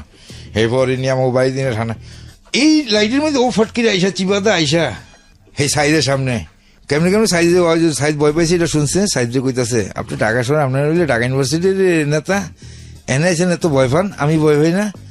সাইড আরো মাথা নষ্ট হয়েছে, জীবনে মেয়ে দেখছি এরকম মেয়ে দেখিনি, এটা কেমন পাগল। আচ্ছা, যে পাগল দেখছি, এই পাগল তো দেখিনি। এখন গ্রামে স্বাভাবিক ইন্টারমিডিয়েট পাস করে লাইলে একটা মেয়ে বড় হইয়া যায়। আর যেহেতু আজ থেকে আরো মনে করেন 25, 26, 27 বছর আগের কথা বলতেছি, তো সেটা সেখানে ওর বিয়া দেওয়ার জন্য ওর ফ্যামিলিতে খুব প্রেশার। ওর ছোট আরো 2 বোন আছে, সবাই বিয়ের উপযুক্ত হয়ে যাচ্ছে। এখন ওর কথা হইলো কি, আমার কথা হইলো কি, ও আমার প্রেশার দিতেছে বিয়ে করার জন্য। আমি কি মনে কোনো ক্রমেই সম্ভব না যে আমি তোমার নিয়ে আলাদা পলায় বিয়ে করব, এটা আমার সম্ভব না, কারণ আমি বাবা আমার অনুমতি ছাড়া বিয়ে করতে পারবো না। ওকে। এরপরে এর মধ্যে আবার এই সম্পর্ক থাকা অবস্থায় আমার বাবা, ওর বাবা যেহেতু পুলিশ অফিসার ছিল, আমার বাবার আর একটা অবজেকশন ছিল, ওর বাবা ড্রিঙ্ক করতো। আমার বাবা কয় যে দুধ মেয়াদার গা এসে আমার সামনে মদ খেয়ে করবো, ব্যয় কেমন আছেন, এটা আমি মাইনা নিতে পারতাম না। আমি কিলিয়া মাইনা নিতে পারতেন না। আপনারা তো ক্লাবে গিয়ে তাস খেলেন, আমি আমার বাবাকে এইভাবে বলছি, আপনি তো হয়তো এটা কয় না, আর আপনি খান না, আপনার ফুতে তো খায় মদ। আপনি বাবাকে ভাবে বললেন? হ্যাঁ, ওকে। আমি কিন্তু এটা এই যে আমার সত্যগুলা আমি বাবাকে বলছি। আমার তখন মারতে চাইছে যে শুয়ার বাচ্চার কত বড় সাহস, আমাকে গালি দিয়ে করতে চাইছে, কিন্তু আমি বলছি। বলার পরে আমার এই বিয়ে করানোর জন্য, আমি তো বড় ছেলে তো, আদর কইরা বিয়ে করানোর জন্য খুব গেল বা ইন্ডিমেন্টে হঠাৎ করে সবাই ফ্যামিলির সবাই ট্যুরে গেল সিলেটে ট্যুরে গেল হঠাৎ করে। আমার এক সিনিয়র বড় ভাই, এখন সে ময়মনসিংহ গরু, আমার বাসার ভাড়াটিয়া ছিল আর আমাদের বাসা ভাড়াটিয়া ছিল, ও ঢাকা ইউনিভার্সিটিতে ওর রুমেও আমি অনেকদিন ছিলাম। সেই খোকন ভাই রেলওয়া, মানে ওই খোকনের বড় বোনটা ইসলামিক ফাউন্ডেশনে চাকরি করতো, আমাদের বাসায় ভাড়া থাকতো। তখন ওই বোনটা 2 বছর মনে ভাড়া দিয়া থাকছে। ওরপরে আব্বাই নিজের মেয়ের মতো, আমার কোনো বোন ছিল না তখন, নিজের মেয়ের মতো রেখে ওরে ভাড়াটা দিতে দেয়, ফ্যামিলিরই একটা সদস্য হয়ে গেছে গা। জি। হঠাৎ করে খোকন রেলওয়া যে রতন, আমরা তো খোকন আমার কইতেছে, রতন আমার ইউনিভার্সিটি হলে বসে যে সিলেট যাবো বেড়াইতে, বেড়াইতে ভালো করতো, সবাই একসাথে যেমন তুলে যাইতে দেবো। আমি আমার নেওয়ার লেগে পাগল কা হেরোকা হ যাবো। তো হঠাৎ কইরা যেখানে মনে করেন সিলেটে যাতায়াত করতে টাকা পয়সা লাগবে 8-10 হাজার টাকা, সেখানে দেখেছে আর তার যদি 2-4 গুণ লয়, তো একটু না যে এত টাকা পয়সার প্রয়োজন কেন। তো সেখানে আমি কখনো আসলে ঘটনাটা কি, সেখানে মেয়ে দেখতে যাবো, যদি পছন্দ মতো মেয়ে পাই তোর বিয়ে করে নিয়ে আসবো। আমি কি এটা বললে আমার সমস্যা কি, তোরা বলতে চাস না কেন? আমি যেটা বলছি সেটা যদি, আমি তো আগেই বলছি, বাবা মা যদি রাজি না হয় মামা, আমি বিয়ে করবো না। কিন্তু সেটা আমি যদি ইস্টাবলিশড হয়ে যাই যখন, তখন তার হিসাব আলাদা। এর মধ্যে যদি বাবা মা বিয়ে করে, তাহলে তো আমার এটা ভালো, তারা বিয়ে করাবে, তারা বউ খাওয়াবে, জিনিসটা কিন্তু এরকম। আমি তো স্টুডেন্টই, যদিও টুকটাক কাজকর্ম করি, সেটা আমার নিজের খরচে, এই টাকা পয়সা আব্বা কখনো চায়ও না, করে না। আর আব্বা অনেক কাজই কন্ট্রাক্ট নিয়ে আমারই দিয়ে দিত, যেটা তুমি করো। তো সেখানে মনে করেন গেল, যাওয়ার পরে যখন হইলো যে ওখানকার মেয়ে বিয়ে করে আমার লন্ডন পাঠাই দিবে, আমার মা দিল যে আমার ছেলের তো আমি বিক্রি করতে আনিনি এখানে, ঠিক আছে। আমার মা এই ভেটো দেওয়ার পরে যখন মা মানে তাদের কথাবার্তা কেমন জানি কি হয়েছে, মা বলছে আমি বিয়েতে রাজি না। আমি তাদের সবাই সিলেটের রাত্রে হোটেলে রেখা আমি আইসা পড়ছি। সেই আশাতে আমার বাবা আমার সাথে 8 বছর তখন থেকে কোনো কথা বলেনি 8 বছর। এবং আমি এটাও বলতাম মাকে, মা আমি রাত্রে দেখি ভয় পাই, আব্বা আমাকে মারতে আসতেছে, ইয়ে করতেছে, আমি কিন্তু এই জন্য আমি মাকে প্রায় সময় বলতাম, হয়তো আমার এই প্রোগ্রাম আমার মা শুনবে, মা বলবে যে না, আমার ছেলে মিথ্যা বলে নাই। ওকে। আমি খুব ভয় পাইতাম। এবং আব্বা এসে বলছে যে আমি তো ওনাদের সাথে কথা বলছি, আমাকে ইনসাল্ট করে রতন আইসা বললো, এটাও তো ঠিক হয়নি। যাই হোক, একটা পর্যায়ে বিয়ে করে ইন্ডিমেন্ট টাইম আমি যখন ডিগ্রি যেদিন পরীক্ষা দিতে যাব, সেই আমার যে গার্লফ্রেন্ড ছিল ওর পাশে, ওদের পাশের বাড়ি আরেকটা মেয়ে ছিল। ও পাশের বাড়ি ঠিক আছে, কিন্তু ওই মেয়েটা আবার আজিমপুর থাকতো, ওর বাবা আজিমপুর সরকারি চাকরি করতো, সেখানে থাকতো। ওই মেয়েটা চাইছিল সম্পর্ক টম্পর্ক করতে চেষ্টা করতে, পাত্তা পায়নি আজিমপুরে থেকে আমার সাথে। পরে ও আইসা আমারে যেদিন কালকে পরীক্ষা দিতে যাবো, আমার জগন্নাথে সিট পড়ছে, ডিগ্রি পরীক্ষা দিতে যাবো, আজকে এসে রাত্রে কইতেছে বিয়ে হয়ে গেছে কি আপনি শুনছেন? আসলে তো আমি জানি না। যেখানে 6 থেকে 6.5 বছরের সম্পর্ক, সেখানে বিয়ে হয়ে গেছে একটা মানুষ, স্বাভাবিক তো লাগতেই পারে ভাই। আমার মাথা নষ্ট, মায় না এটা শুনে টের পেয়ে ওই মেয়েরে তো ধরে বইছে, তুই কইতে গেছ সাহামজাদি, আমার ছেলের এটা তো এখন না বললেও পারতে, ওর কালকে পরীক্ষা তুই জানোস না, হ্যান তেন। আমি ভাই পরীক্ষা দিতে গেলাম, পরীক্ষা দিয়ে যাওয়ার সময় মারে বললাম, মা আমি আর সদরঘাট থেকে বাসায় আসবো না, আমি চাঁদপুর চলে যাব। আমি চলে গেলাম পরীক্ষা দিয়া, কোন রকম পরীক্ষা আর কি। ও এর মধ্যে পরীক্ষা দিয়েছে বলতেছি, চাঁদপুর গেলাম, তখন তো বিয়ার 2 দিন না 3 দিন পরে আমি গেছি। ওরা 4 বোন ছিল, ইভেন ওর মা, সবাই আমার দিকে যে কান্নাকাটি করছে, ইভেন ও সহকারে। কিন্তু বিয়ে হয়ে গেছে। আমি আমার মন চাইছে, তুমি বিয়ে করে বলেছো, তুমি আমার কাছে আসো কেন, তুমি ভালো থাকো, আমি দোয়া করি। যে মেয়েটার সঙ্গে 6 বছরের সম্পর্ক ছিল, হ্যাঁ, ওর বিয়ে হয়ে গেছে। আর ওরা ভালো পাত্র পাইছে, ইঞ্জিনিয়ার ছেলে পাইছে, বিয়ে দিবে না কেন? কোনো বাবা মাই এই ধরনের পাত্র হাতছাড়া করতে চায় না। তখন মনে করেন এই আইসা স্বাভাবিক মনে মনে তো কষ্ট পাইলাম, পরীক্ষা মারে কিছু বুঝতে দিনি। পরের দিন ঢাকা আইসা, তখন তো ডিগ্রি পরীক্ষা তো একদিন গ্যাপ থাইকা পরীক্ষা দিল। পরীক্ষার রেজাল্ট আমার প্রথম পরীক্ষা যেটা, সেটাই খারাপ হইল, এক সাবজেক্ট করলো, মিসিং হইল। নেশার মাত্রা, মদ খাওয়া সকাল বিকাল প্রচন্ড। আর মানে জেনে গ্যাঞ্জাম নাই, হেন গিয়া গ্যাঞ্জামে জায়গা, বিভিন্ন জায়গায় ভাড়াটিয়া এই হিসাবে যাইতাম নির্বাচন করতে, মানিকগঞ্জ, এদিকে ফরিদপুর, বরিশাল, বিভিন্ন জায়গায় ইউনিভার্সিটি অর্থ সাপ্লাই দিয়ে ওগোভাবে ওগো পাঠাইতাম, আমগোভাবে আমরা যাইতাম। এর মধ্যে টুকটাক পুলিশে ধরে নিয়েছি, কিন্তু পুলিশে নিয়ে থানা পর্যন্ত কেস ফাইল হইতে দেয় নাই। ওই যে বললাম বাবা আদর করতো, কোনো কিছু আমার ছেলের কেউ গায়ে দিব ইয়া করবো, এদিক দিয়ে আবার ঠিকই টাকা পয়সা খরচ করে নিয়ে আসতো। এর মধ্যে ঢাকা শহরে নতুন নতুন ফেন্সিডিল ফেন্সিডিল খাওয়া শুরু হয়ে গেল গা অকাতরে। মানে নেশার যে একটা খারাপ দিক এটা বুঝি না, কিন্তু রক্ত গরম, পাইতাছি খাইতাছি, টাকা পয়সার অভাব নাই। আর ওই সময় কিছু কিছু কাজকর্ম, বাসার কাজকর্ম বাইরে গেল গা। আর আমার একটা জিনিস ছিল কিন্তু ভাই, শখের জিনিস, সেটা হলো গোল্ড কিনা চেইন, 2-3টা চেইন গলায় পরে আমি সবসময় ঘুরতাম। এটাও আমার কিন্তু একটা রেকর্ড। কাজকর্ম করতেছি, নেশা বাড়ি, আর নেশার যেই বসে তখন এই যে মদ খাই, ফেন্সিডিল খাই। একটা পর্যায়ে আসছিল সকালে ঘুমের থেকে ওইটা, ওই ছোট ছোট 50 ml বোতল আইছে, তখন 2টা করে বোতল সকালে খাইতাম ঘুমের থেকে উঠটা ফেন্সিডিল। আর মনে করেন 100 টাকার গাঁজা নিতাম, ওগুলি 1 প্যাকেট গোল্ড সিগারেটের প্যাকেটে 1 প্যাকেট সিগারেট বানাইতাম, পকেটে ভরতাম। দুপুরে আমার একটা বন্ধু ছিল টিটন, ও জগন্নাথে মাস্টার্স কমপ্লিট করছে, ও তখন ট্রাভেল এজেন্সিতে, নিজেই ট্রাভেল এজেন্সির মালিক। পাকিস্তানের লোকের ভিসা সেগুলি প্রসেসিং করে করে টিকিট করে ওর এনে খালি বসতাম। ও ফেন্সিডিল খেত, ও মদ খেত না। দুপুরবেলা ও ফেন্সিডিল খেত, আমি 2 প্যাক 3 প্যাক মদ খাইতাম। হয় গ্যালাক্সিতে এসে, নাইলে গোল্ডেন ড্রাগন এসে, মগবাজার, যেখানে সব সুযোগ রাস্তায় যেখানে পড়তো। আবার সন্ধ্যার সময় আমার বেশি তো ওই মদটুকু, আবার স্টিক গুলো। আর ও 2বার এই ফেন্সিডিল খাইতো, 2টা 4টা। হ্যাঁ, নেশা হুদবুট হয়ে গেলাম গো। বন্ধু বান্ধব অনেক বেড়ে গেল গা। আমাকে এক বন্ধু ছিল শেখ সাহেবাজার, কুত্তা সোহেল করে নাম। কুত্তা সোহেল এই কারণে, ঢাকা শহরে যত লেটেস্ট কুকুর আসতো সে কিন্তু 2-3টা বড় বড় কুকুর নিয়ে মনে করে শিকলটা বাইন্দা ঘুরতো। এই জন্য ওর টাইটেল ছিল কুত্তা সোহেল। ওকে। এক বাপের এক পোলা ছিল, কোটিপতির ছেলে। আমার জীবনে অধপতন, এই সবচেয়ে বড় অধপতন শুরু হইতেছে সামনে। ওকে। এরকম করতে মনে করেন হেয়ালি টাকা পয়সা তো নিজে কামাইয়া করি। আবার ফিটিং টিটিংও আসে। ফিটিং টিটিং বলতে কি, মনে করেন বিদেশ যাওয়ার টাকা জমা দিয়েছেন আপনি টাকা উঠাইতে পারেন না, তোমার কাছে দিচ্ছেন, আপনি জেনুইন দিয়া থাকলে আর ওর যদি দেওয়ার ক্ষমতা থাকে ওর থেকে উঠাই দিতাম। আপনার 1 লাখ টাকা দিচ্ছেন, ওর থেকে 20,000, আপনার 80,000 টাকা দিয়ে 20,000 খাইতাম। এই টাইপের টাকা ফিটিং খাইতাম আমরা। হ্যাঁ, আমাদের একটা সার্কেলটা এরকম একটা ছিল, ফিটিং 2-4টা আসতোই প্রতিদিন। সেখানে মনে করেন নিউ ইন্ডিমেন্ট টাইম যখন এই অবস্থায় এলো, সব বাসায় ডিসিশন নিল, বিয়ে করাই দাও। আমরা ছিলাম। জি বলুন। আমি এর মধ্যে আমার এক বন্ধু ছিল ইন্ডিয়ান ব্যবসা করতো। জি।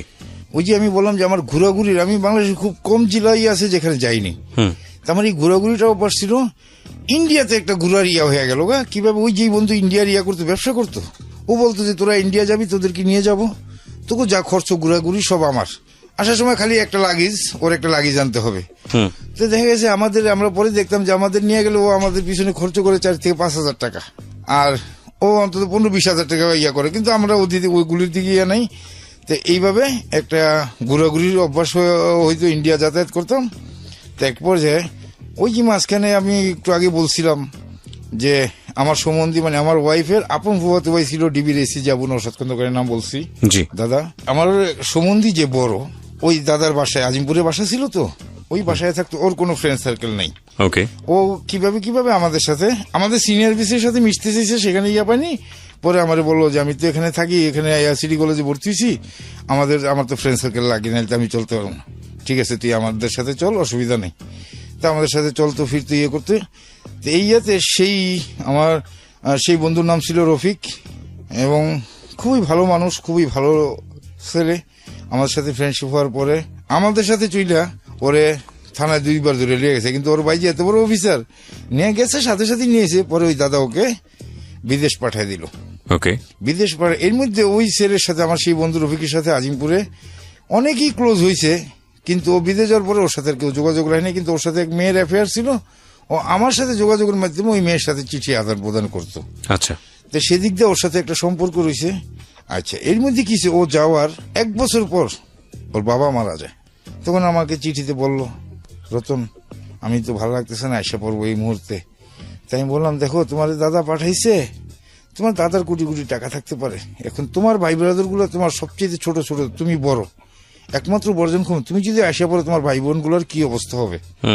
তার ছোট 3টা ভাই, 2টা বোন, আর বড় 2 বোন আছে, তাদের বিয়ে হয়ে গেছে, তাদেরটা আমি বলি না। যাই হোক, ও আমি বুঝাই, কান্না, তুই তো এসে তোর বাবারে দেখবি না আর পাবি না, আইসা লাভ কি, তুই তোর ইয়াটা শেষ করে যায়। তো এসে ওর সাথে আমার সাথে একটা যোগাযোগ ভালো, এবং সম্পর্ক ভালো হলেও বিদেশ থেকে আসলো, আইসা আমার সাথে দেখা করলো, আইসা দেশে বিয়ে করলো, আমার যাওয়া দিল, আমার যাওয়া হইল না। আচ্ছা। তা ওই এক পর্যায়ে আমি ইন্ডিয়ার থেকে আসতেছি বাই রোডে বেনাবল হইয়া, এক রাত্রে আমি একা একটা ব্যাগ নিয়ে খুলনাতে আমার আপন ফুফাতো ভাইদের ব্যবসা আছে, ওই স্যানিটারি ব্যবসায়ী, ওরা নিজস্ব প্লাস্টিক পাইপ ইন্ডাস্ট্রি আছে, ওখানে ওরা তৈরি করে ইয়ে করে, ওদের ওখানে নাই কি, আমি ট্রেনে উঠা আইসা বললাম পোড়াদো, আমার এক খালার বাড়ি আছে। পোড়াদো আসার পরে স্টেশনে আইসা হঠাৎ করে ওই যে রফিক যে বন্ধু, ও বলছিল যে কুষ্টিয়াতে খোকসা রেল স্টেশন আছে, ওখানে এসে নাইমা আমার নাম রফিক বললে যে কেউ দেখাই দিবে আমার বাড়ি। আচ্ছা। রাত্রে তখন পোড়াদো স্টেশনে আমি যখন আসছি, রাত্রে তখন বাজে 12:15। তো হঠাৎ করে আমি ওই আমার খালতো ভাইয়ের বাড়িটা হইলো স্টেশনের পাশেই, স্বরূপদা গ্রাম, পাশাপাশি পোড়াদো স্টেশনের পাশে। আমি স্টেশন মাস্টারকে জিজ্ঞেস করলাম যে এখানে খোকসা স্টেশন কোথায় এবং কিভাবে যাওয়া যায়? কয়, আপনি খোকসা যাবেন? কিভাবে যাওয়া যায়? কয়তো এখনই একটা গাড়ি আসতেছে। আমি সেই বন্ধুর বাড়িতে কিন্তু কখনোই যাইনি, যেই কথা সেই কাজ। টিকিট কত? 10 টাকা, মানে লোকাল ট্রেন তো। আমি তো উঠা পড়লাম ট্রেনে, 10 টাকা তার টিকিট কেটে। রাত্রে 1টার সময় গিয়ে খোকসা স্টেশনে আমি নামলাম। রাত্রে গ্রামের বাড়িতে ভ্যান থাকে, তো স্টেশন থেকে ভ্যানে ওদের বাড়িতে যাইতে তখন ভাড়া নেয় 2 টাকা। আচ্ছা। তা আমি যেমন স্টেশনে নাইমে এক ভ্যানওয়ালার জিজ্ঞেস করলাম, রফিক খনকার সমসপুর গ্রাম চিনেন? 2-3 জনে কয়, হ চিনি। আমি ওই বাড়িতে যাব। এখন এই রফিক জি ওই বাড়িতে আমারই নিয়ে, তার বন্ধু সার্কেলের মধ্যে আমারই যে এত বড় করে রাখছে, এটা আমি যেহেতু ওদের বাড়িতে যাই নাই, আমি তো আর জানি না। আমি প্রথম গেলাম, যাওয়ার পরে বাড়িতে ঢুকেই ডাক দিলাম রফিক, 1 নম্বর ডাক। 2য় ডাক রফিক, কে? শুধু বলছি যে আমি রতন। ওদের ছোট ছোট 2তলা 4তলা টিনের ঘর, তো ছোট ছোট 4টা ঘর আছে ভাই, জি, কিন্তু বিদ্যুৎ আছে। 4টা ঘর থেকে একসাথে বাতি জ্বলছে। ওরে বাবা। রতন জি নামটা শুনছে, স্বাভাবিক প্রত্যেক ঘরেই হয়তো শুনছে, ডাক দিছি, একসাথে বাতি জ্বলছে। 4টা ঘর থেকে লোকজন, ভাই বোনরা সব হুড়মুড়ায় বাড়িছে। আমার আজও সেই স্মৃতি ভোলার মতো নয়। আমি সেদিন গেছি হয়তো রাত্রে থাইকা, পরের দিন সকালে আইসা পড়বো। মানে আকাশের চাঁদ হাতে পাইলে যেটুক না হয়, তার চেয়ে বেশি তারা পাইছে আমারে পাইয়া। আরে একটা বন্ধুর জন্য বন্ধুর বাড়িতে এতটুকু এটা আমার কল্পনার বাইরে ছিল। সেখানে আমি একদিনের জায়গায় 2 দিন 3 দিন থাকলাম। ঠিক আছে, থাকার পরে যেহেতু বিয়ের প্রসঙ্গটা আসতেছে এখানে, এই জন্য বলা। আচ্ছা, ওখানে তখন যাওয়ার পরে আমি যাকে বিয়ে করছি তখন সে পরে ক্লাস 7-এ যখন ওদের বাড়িতে যায়। এই বোনটাই ভাই বোনদের মধ্যে বোনটা ছোট, আর ওইটার ছোট আরেকটা ভাই আছে। যে আমার আপ্যায়ন করছে তাদের যে ইয়াটা, মানুষের খাওয়ায় তো সবাই খুশি করতে পারে না, ওইটা দেখে আমার মাইন্ডে এফেক্ট করছে। আমি কেন জানি একটু দুর্বল হইলাম। এরকম পরবর্তীতে আমি 1 বছর পরে গেছি ওদের বাড়িতে আবার। আচ্ছা, ওইভাবে বেড়াইছি। পরবর্তী থেকে 6 মাস পরে গেছি। কিন্তু এর মধ্যে ওই যে রফিক কিন্তু আমার চালচলন সম্পর্কে জানতো। হ্যাঁ, কারণ আজকে কিন্তু রফিক আমার আপন সম্বন্ধী, তাই না? কিন্তু এটা পরে আসতেছে। রফিক ওদের এলাকায় যখন গেছি, ওদের এলাকায় কোথায় আবগারি মদের দোকান আছে, কোথায় কি আছে, এগুলি রফিক আমাকে দেখাই দিছে যে তোর খাবার দাবার কিন্তু এনে এনে পাবি, তো কোনো সমস্যা নাই, ঠিক আছে। আমি কিন্তু এগুলি ব্যবহার করতাম, রফিক তো জানতোই, ইয়ে করতাম। এরকম 3-4 বার যাওয়ার পরে 2 বছরের মধ্যে হঠাৎ করে আমার কানে একটা ইয়ে আসলো কি, ওদের বাড়িতে অনেকটা সন্দেহের চোখে দেখে এক একজন। কি সন্দেহের চোখে দেখে? ওর ছোট 2টা বোন আছে এবং আমার এই যাওয়াটা ইয়া করে না। আমি কোন সেন্সে, তখন তুই মমতা আমার গার্লফ্রেন্ড তো বিয়ে হয়ে গেছে গা, তখন আমি কোন সেন্সে আমি রফিককে বললাম, রফিক যদি এরকম কোনো কেউ সন্দেহের চোখেই দেখে, যা তোর এই ছোট বোনটা মেট্রিক পাস করাই দিস, আমি ওর বিয়ে করবো। আমার মুখ দেওয়া যেভাবে হোক বাইরে হয়ে গেছে। তখন হেরা আমার চালচলন দিঘা তাদের ফ্যামিলিতেও কেউ বিশ্বাস করতে পারে না যে আমি আসলে যে যাই বা ইয়া করি।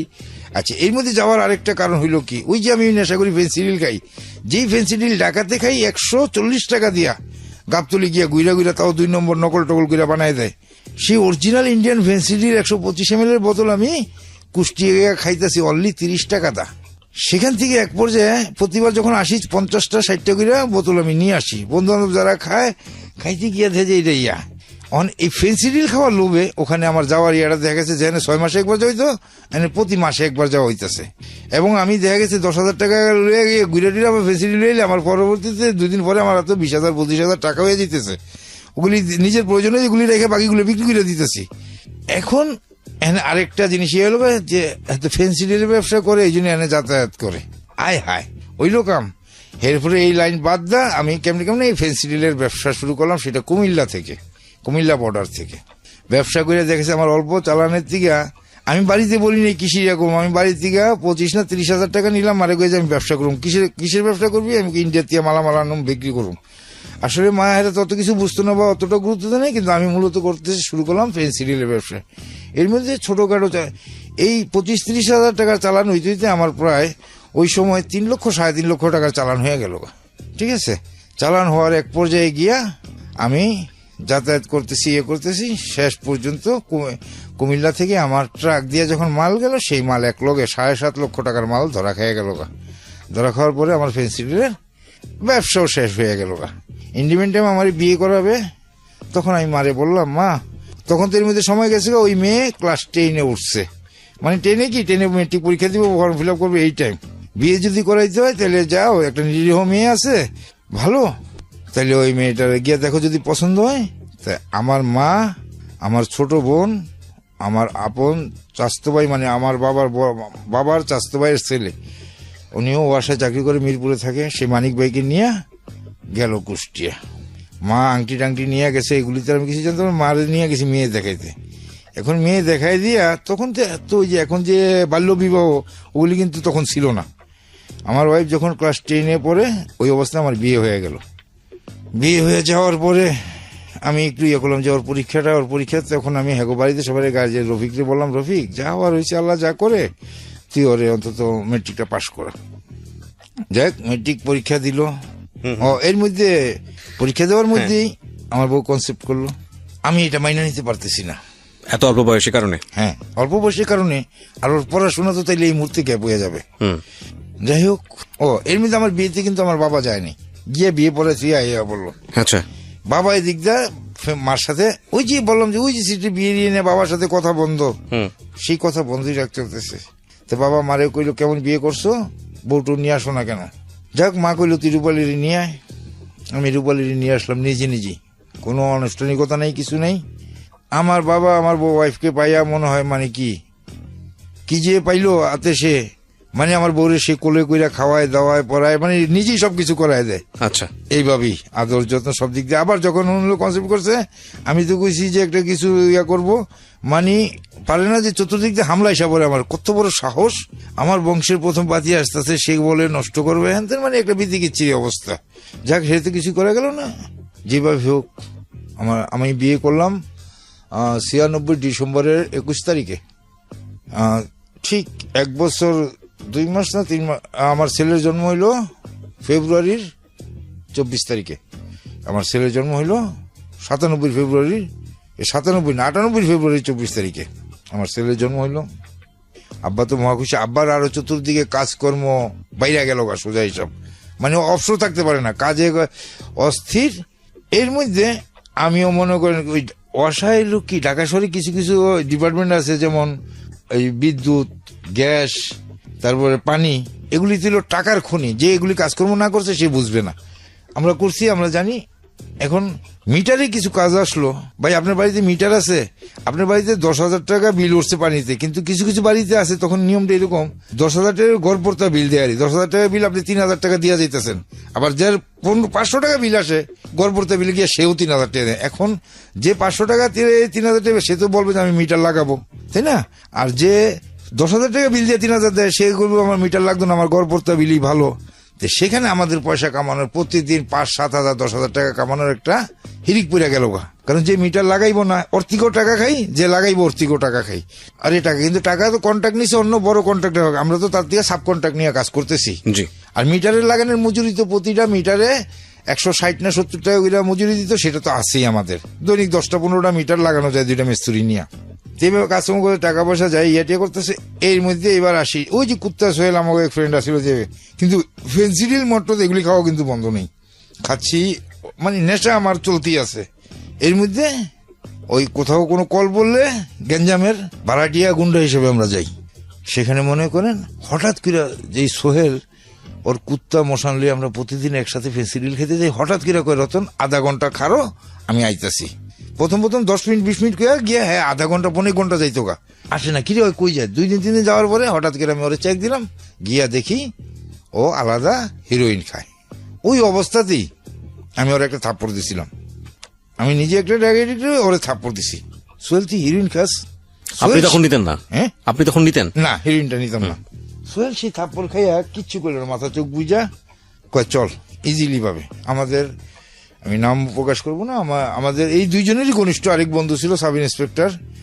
এর মধ্যে আমি বলি, আমি বিয়ে করলাম, বিয়ে করার আগে বাংলাদেশে মানে 96 কথা বলতে গভর্নমেন্ট চেঞ্জ হলো, আমি দলীয় ইয়াতে নিয়ে চাকরি ইন্টারভিউ দিলাম, পুলিশ সাব ইন্সপেক্টরের মেলবেড়া গিয়া পুলিশ অফিসার আমার পিঠে থাপড় দিয়ে আমার বডি ফিগার টিকার দেখে কয়, মনে করে তোমার চাকরি হয়ে গেছে, কি করবা?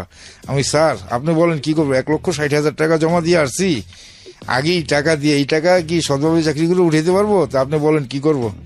স্যারে আমার পিঠে থাপড় দিয়ে I wish you good luck ইয়া করে দিল। বলে তো সেই চাকরি গেল।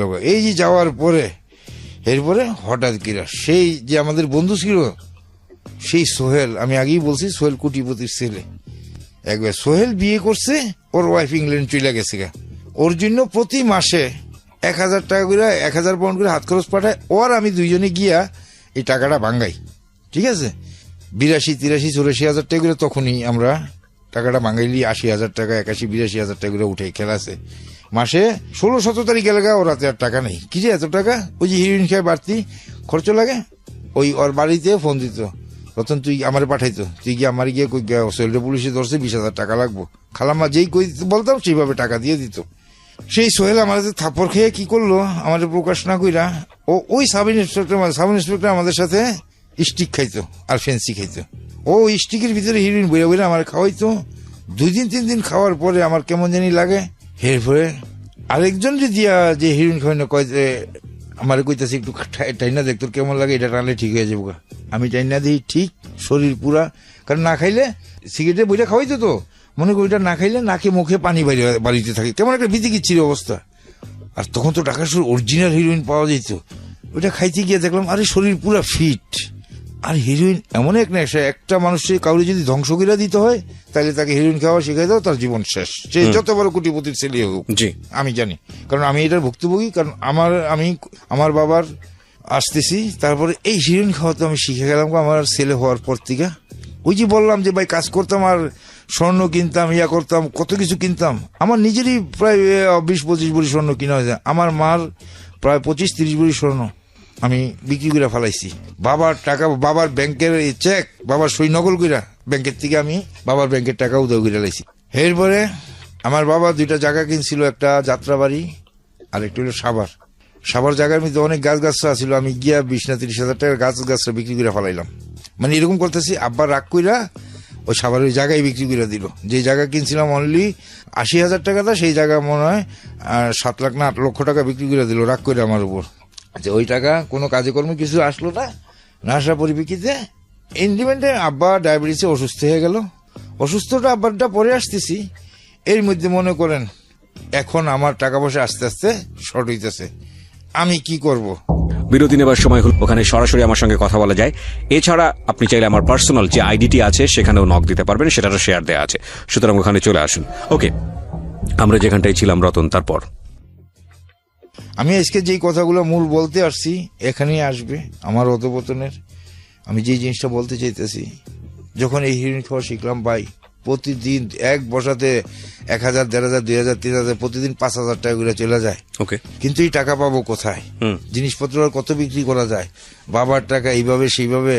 ওই যে বললাম না, আমার ছেলে জন্ম হওয়ার তখন পরে ড্রাগন নিচ্ছেন আপনি? হ্যাঁ, তখন ড্রাগন নিচ্ছেন মানে সব এভরিথিং, মানে এমন কোন নেশা নাই যেটা মানে না নিতেছি।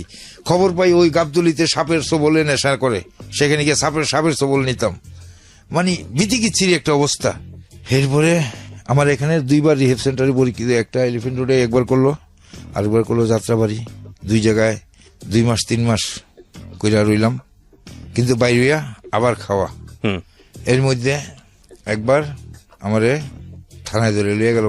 এটাই প্রথম? না, থানায় তো আরো কয়েকবার নিছে। আচ্ছা, থানায় নিয়ে ওই কোর্ট পর্যন্ত যেতে পারে নাই। থানায় হয়েছে মদ খেয়ে পুলিশের লোকে ডাকাডাকি করছি। তখন কি আপনার কমপ্লিটলি লেখাপড়া অফ করে দিয়েছেন? হ্যাঁ, লেখা ডিগ্রি কমপ্লিট করলেন ঢাকা ইউনিভার্সিটি থেকে? হ্যাঁ, ডিগ্রি ওই যে এক সাবজেক্ট কোর্স গেল না, সেটা পরবর্তীবার পরীক্ষা দিয়ে পাস করে। ঢাকা ইউনিভার্সিটি ডিগ্রি মানে এটাকে আগে ডিগ্রি দেওয়া হতো ওই সময়টাতে? ওকে, ঠিক আছে। আচ্ছা, এর মধ্যে বড় যেই জিনিসটা হইতো, আমি কথার পরিপ্রেক্ষিতে না আসে বলেন, আবার সেই কথাটা আসতে, ওই যেই বন্ধুকে সাইকেল চুরি অপরাধে ফ্রেন্ড সার্কেল থেকে বের করে দিলাম। জি।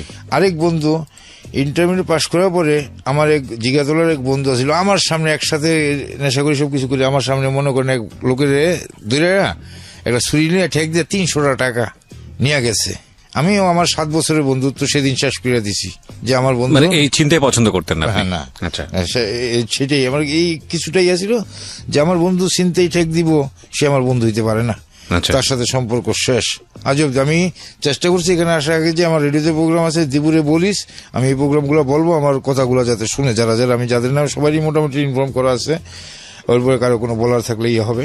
সেখানে মনে করেন এমন একটা পর্যায়ে ইয়ে হলো গা, আমি তখন ঢাকাতে র্যাব প্রথম আবিষ্কৃত হয় এবং আমার কিছু বন্ধু বান্ধব ক্রস ফায়ারে মরে গেল। যেমন পিচ্ছি হান্নান আছে, ইয়াসিরিম, আরো 2-1 নাম বলার দরকার নেই, আমি বলি না। এবং আমার অবস্থাও খারাপ, এবং আমারে পাইলেও গুলি করে মেরে ফেলাবে। আমার বাবা খুব চিন্তিত হয়ে গেল যে তুমি দেশে চলে যাও, বাঁচতে চাইলে, ঢাকা থাকলে তুমি বাঁচবা না। আসলে বাবার সন্তান, বাবা আসলেই খুব আদর করতো। আজকে বাবা নাই, দেশে পাঠালো। দেশে টিনের ঘর ছিল, সেই ঘর বিক্রি করা ছিল, ঘরের বিডি ফাঁকা ছিল। সেখানে আমার বাবা প্রায় 5 লক্ষ টাকা খরচ করে টিন শেড, 3টা রুম করে, একটা গোসলখানা, খাবারের ঘর টর সব করে দিয়ে আমার জন্য আমাকে দেশে পাঠাই দিল। দেশে গিয়া হিরোইন খাওয়া তো বন্ধ নাই। ওয়াইফ তখন কোথায়? ওয়াইফ সাথেই।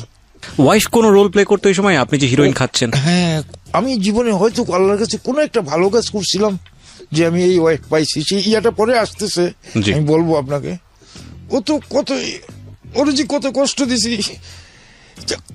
তারপরে বাড়িতে গেলাম, গিয়ে আমি আমার ফ্যামিলি, বিশেষ করে আমার ভাই, এমন কোনো দুনিয়াতে ভাই নেই। বাবার যদি 10 টাকা থাকে, 3 ভাই থাকলে 3 ভাই মালিক।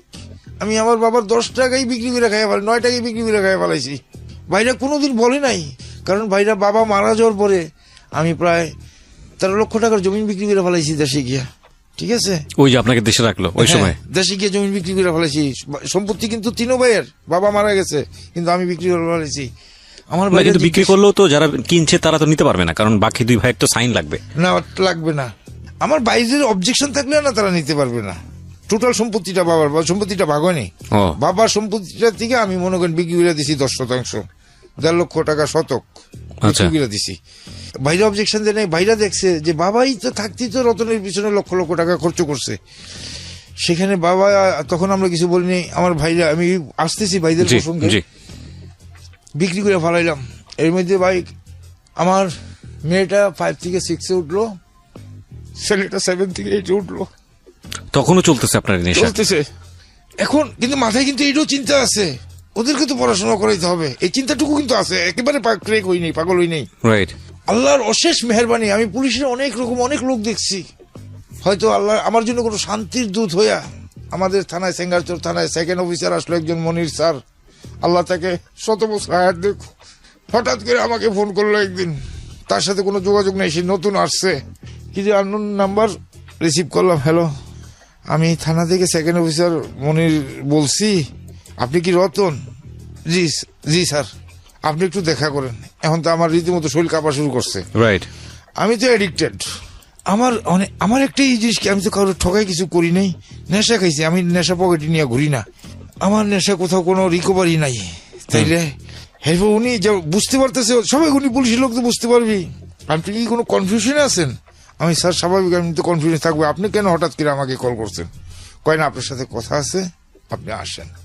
এর মধ্যে আমি যেখান থেকে আমার দেশের বাড়িতে হিরোইন কিনা খাই, একদিন ওর বাড়িতে আমি হিসাব করছি, ওর বাড়িতে 15 লক্ষ টাকা হিরোইন খেয়েছি। তো ও কাঁচা ঘর থেকে পাকা ঘর করছে না, আমি জিন্সের প্যান্ট জুতা পরে ওর রুমে ঢুকিয়েছি। ও আমার কইছিল, তুই জুতা পরে আমার ঘরে ঢুকলি? তখন আমি বলছি, তুই আমার টাকাতে ঘর পাকা করে তুই আমার এখন জুতা পাতা করি, তুই আমার বাড়িতে যাইস, আমার টয়লেটও তোর ঘরের থেকে ভালো। কিছু হয় নাই, এই এক জিদ। ঠিক পরবর্তী টাইমে আরেকদিন গিয়া মনে করেন 1200 টাকার জিনিস 1000 টাকা দিছি, সে টাকাটা মাটিতে ফালাই দিছে। এখন আমার তো হিরোইনের নেশা ভাই, আমার তো লাগবে, এখন তো রাগ হইলেও হইব না। আপনি কি সিরিঞ্জ দিয়ে নিতেন? না না না, তাহলে এই যে পাউডার নিতেন? পাউডারটা আর সিরিঞ্জটা তো যে ওইটা তো আরেকটা বলি নেই, প্রতিদিন ইনজেকশন।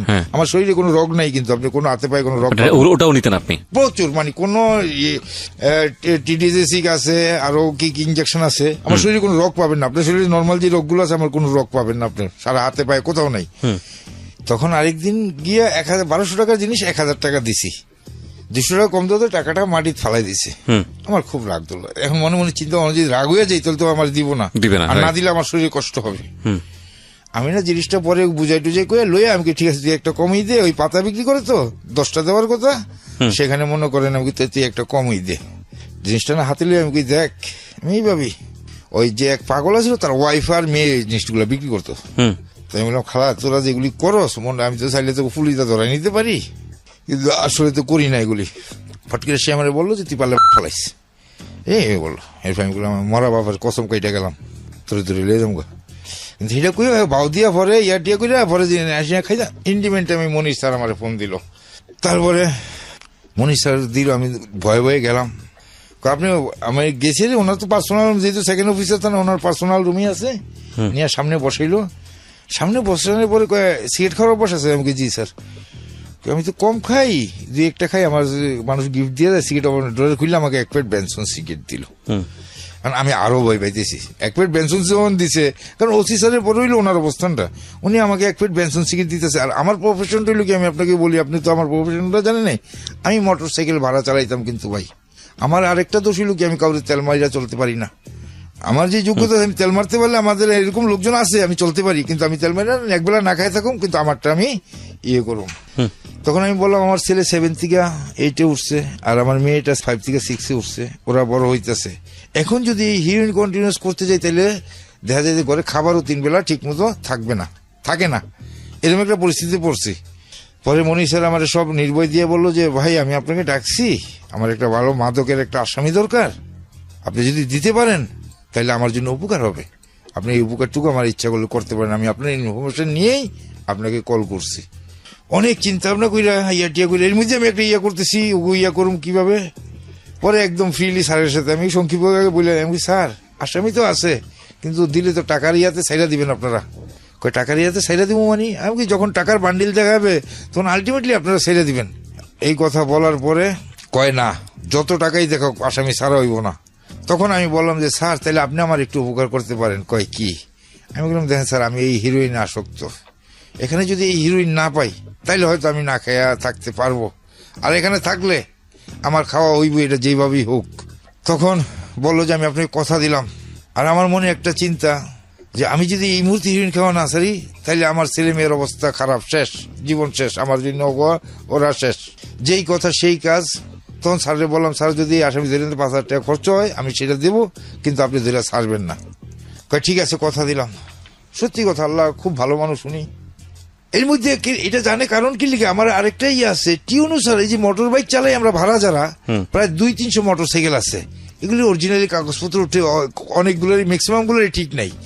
তো ওই স্যারে যখন এই গাড়ি দিয়া মাদক ইয়াবা পাচার টাচার হয় বুঝছেন, তো এগুলি ইয়া করে তো এই মোটরসাইকেল সবাই টিউনু স্যার ডাকাইছে। ডাকানোর পরে কথা বলার মতো কেউ নাই, শিক্ষিত আমি কথা কইছি। স্যারে যখন হচ্ছে যে আমি ঢাকা ইউনিভার্সিটির আন্ডারে বিএ পাস করছি, কি সাবজেক্ট আছে সব যাই না, কথা আপনি আমার লোক দেখা করেন।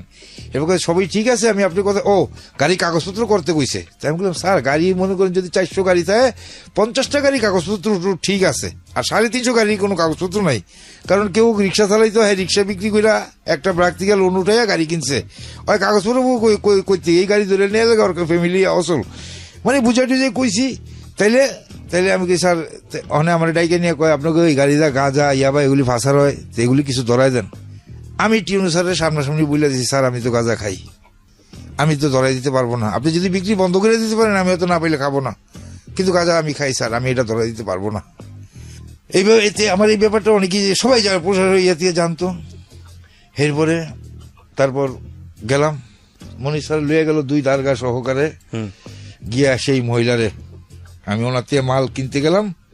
স্যাররা গিয়ে হাতে নাতে ধরছে, ধরার পরে ওই এলাকার চেয়ারম্যান মেম্বার যা আছে বহুত চেষ্টা করছে, প্রায় শেষ পর্যন্ত 2.5 লক্ষ টাকা সাজছে আসামি ছাড়ার জন্য, ছাড়ে নাই। মনির স্যার ছাড়ে নাই। আইনা সাথে সাথে ভ্রাম্যমাণ আদালত বসায় টিউনারি আইনে ম্যাজিস্ট্রেট আইনা সাজা 6 মাসের সাজা দিয়া, ওই যে আমাকে যে বাক্যটা ইয়া করছে যে তুই পারলে এটা করিস, আমি তখন ওই মহিলারে বলছি প্রতিশোধ নিয়ে নিলেন, আমি তোরে ইয়া করলাম। এখন আমার ভয়, ওদের হলো ড্রাগসের পয়সা, কাঁচা পয়সা, রাইট।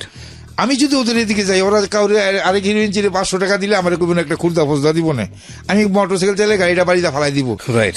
আমি আর ওদিকে যাওয়া বন্ধ করে আমি আমার ওয়াইফকে গাও ধরে কইলাম, তো পারি আমি আর হিরোইন খাবো না, তো এখন সবাই আমার কষ্ট হবে, সবাই আমার দিকে দেখো। আমার ছেলে অনার্সে পড়ে ভাই, আমার ছেলে এরকম মাত্র ছেলে হয়েছে, আপনি প্রাউড ফিল করবেন। আমার ছেলে গালি কিভাবে দেয় জানে না। আমি আমার ছেলে ভালো ব্যাডমিন্টন খেলে, ওই উপজেলা দিয়ে টুর্নামেন্ট সারে কলেজের প্রিন্সিপাল স্যার কই রিফাত তোমার ছেলে, আমি জি স্যার, কইটা তোমার সৌভাগ্য, স্যার আপনারা দোয়া করেন। আমি আমার বাবা আমার জন্য যা করছে আমি আমার ছেলে মেয়ের জন্য 100 ভাগের 1 ভাগ করতে পারিনি। তারপরে আমার ছেলেরা মেয়েরা, আমার যেই ভাই বললাম, ও আমার মেজো ভাই যেটা বললাম ওই যে ভিত্তিতে সেই ভাই এখন ফ্যামিলি নিয়ে ওমান আছে, তার ছেলে মেয়ে আমার মারে 2 মাস 3 মাস পর নিয়ে যায়। আমার মারে আমরা 3 ভাই, একটা আজিমপুর থাকে, আমি দেশে থাকি, আর ওইটা ওমান থাকে ফ্যামিলি নিয়ে, আমরা বাগে পাই না। আমার সেই ভাই আমার ছেলেটা আমি জীবনে বললাম না অনেক সৎ মানুষ দেখছি। এর মধ্যে এই দেশের অডিট জেনারেল ছিল আসিফ আলী স্যার, উনি একটা গার্লস স্কুল করছে, সেই স্কুল থেকে আমার মেয়ে পাস করছে। ওনার স্কুলের জন্য আমি প্রচার করছি, আমাকে খুব আদর করে আসিফ আলী স্যার। উনি হয়তো জানেন আমি নেশা করতাম, হয়তো জানলে করতো না, কাছেও বুঝতে দিত না, কিন্তু উনি আমাকে ব্যক্তিগতভাবে আদর করে। উনি এক সৎ মানুষ দেখছি। আর এক সৎ মানুষ আমার ভাই, উনি স্কলাস্টিকার টিচার ছিল আমার এই ভাই। এরপর ওখানে একটা যে বাংলা মিডিয়াম অনেক স্কুল আছে, সেটাতে চাকরি নিয়ে বিনা খরচায় কর্তৃপক্ষ করে নিয়ে গেছে। ও বলছে আমার মা আছে, বউ বাচ্চা আছে, সবারই নিয়ে গেলে আমি যাবো। এক একজনের 5 লাখ 6 লক্ষ টাকা করে রাখছে, আমার ভাইয়ের টাকা লাগে নাই। আল্লাহ পাক তাআলা তারা বাঁচা রাখুক। আমার ছেলেটা ঠিক ও অ্যাডভাইস করে ওর মতো করে মানুষ করছে। আমার ওই ভাইয়ের সবকিছু পাইছে আমার ছেলে। আরেকটি বিরতি নেব প্রিয় শ্রোতা, আপনারা শুনছেন আইসিসি ট্রফি জিতে আনলো এই সোনারগাঁ হোটেলে, আমার চেয়ে বেশি আনন্দ ওদের সাথে কেউ করে নাই। আমি সেই অবাগা রতন, আনিসের বাবা পুলিশ অফিসার, খুব বড় পুলিশ অফিসার, কিন্তু এত অনেস্ট লোক, সে কোনোদিন ঘুষ খায় নাই। আমার যে কোনো ব্যাপারে উনি হেল্প করছে, আল্লাহ ওনাকে ব্যস্ত নসিব করুক। আনিসে আমরা একসাথে সপ্তাহে 3 দিন একসাথে ভাত খেয়েছি। আমি সবচেয়ে বড় কথা যে জিনিসটা বলতে আসছি, সেশনে এনে একটু ওদের কথা বলে জি, ভালো আপনি আপনি আপনি ইমোশনালি যে জায়গাটায় গিয়েছেন সেটার প্রতি আমার রেসপেক্ট আছে।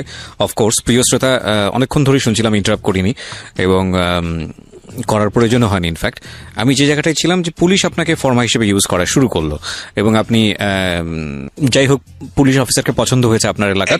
এক মিনিট একটু বলি, ফর্মা হিসেবে ইউজ করেনি, ওই একটা উনি বলছে আমাকে একটা আসামি দেন ওনার নিজস্ব প্রয়োজনে। আচ্ছা আচ্ছা, ওকে। ওনার হয়তো চাকরি ক্ষেত্রেও কাজে গেবে, কিন্তু আমি যখন বলছি যে আপনি যদি এটা করেন তাহলে আমার এই উপকার হবে, আচ্ছা, আমি সেদিন থেকে হিরিট খাওয়া বাদ দিছি।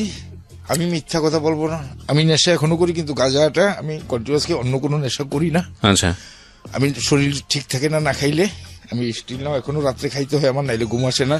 এখানে যে জিনিসটা বলতেছিলাম যে ইয়াগুলা, আমি ঢাকা থাকতে বাড়িতে যাওয়ার আগে একটু ঘটনা করছি, এটা না বললেই না। আমার বাসার এক ভাড়াটিয়া আমার এই হিরোইন খাওয়ার দুর্বলতা নিয়ে কি হয়েছে না হয়েছে জানি, ওর বাসায় টাকা হারানো গেছে, সেই টাকার দায় আমার উপরে দিছে। আমি কাউরে কিছু বলতে পারি নাই, সহ্য আমি ভাই না কইরা সেটা আমার সহ্য করে দিতে হয়েছে। ওই যে আমি হিরোইন খাই, হয়তো রতন নিচ্ছে, আল্লাহর কাছে বলছি আল্লাহ তুমি বিচার করবা। আমি সেই বিচার পাইছি। গেল এই চ্যাপ্টার, আমি দেশে যাওয়ার পরে বাড়িতে পারিবারিকভাবে থাকলে দ্বন্দ্ব হয় ইয়া করে, আমার কারোর প্রতি কোনো অভিযোগ নেই, কারণ ভুল আমার, আমি নেশা করে কেন করছি, এটা হলো আমার বড় ভুল।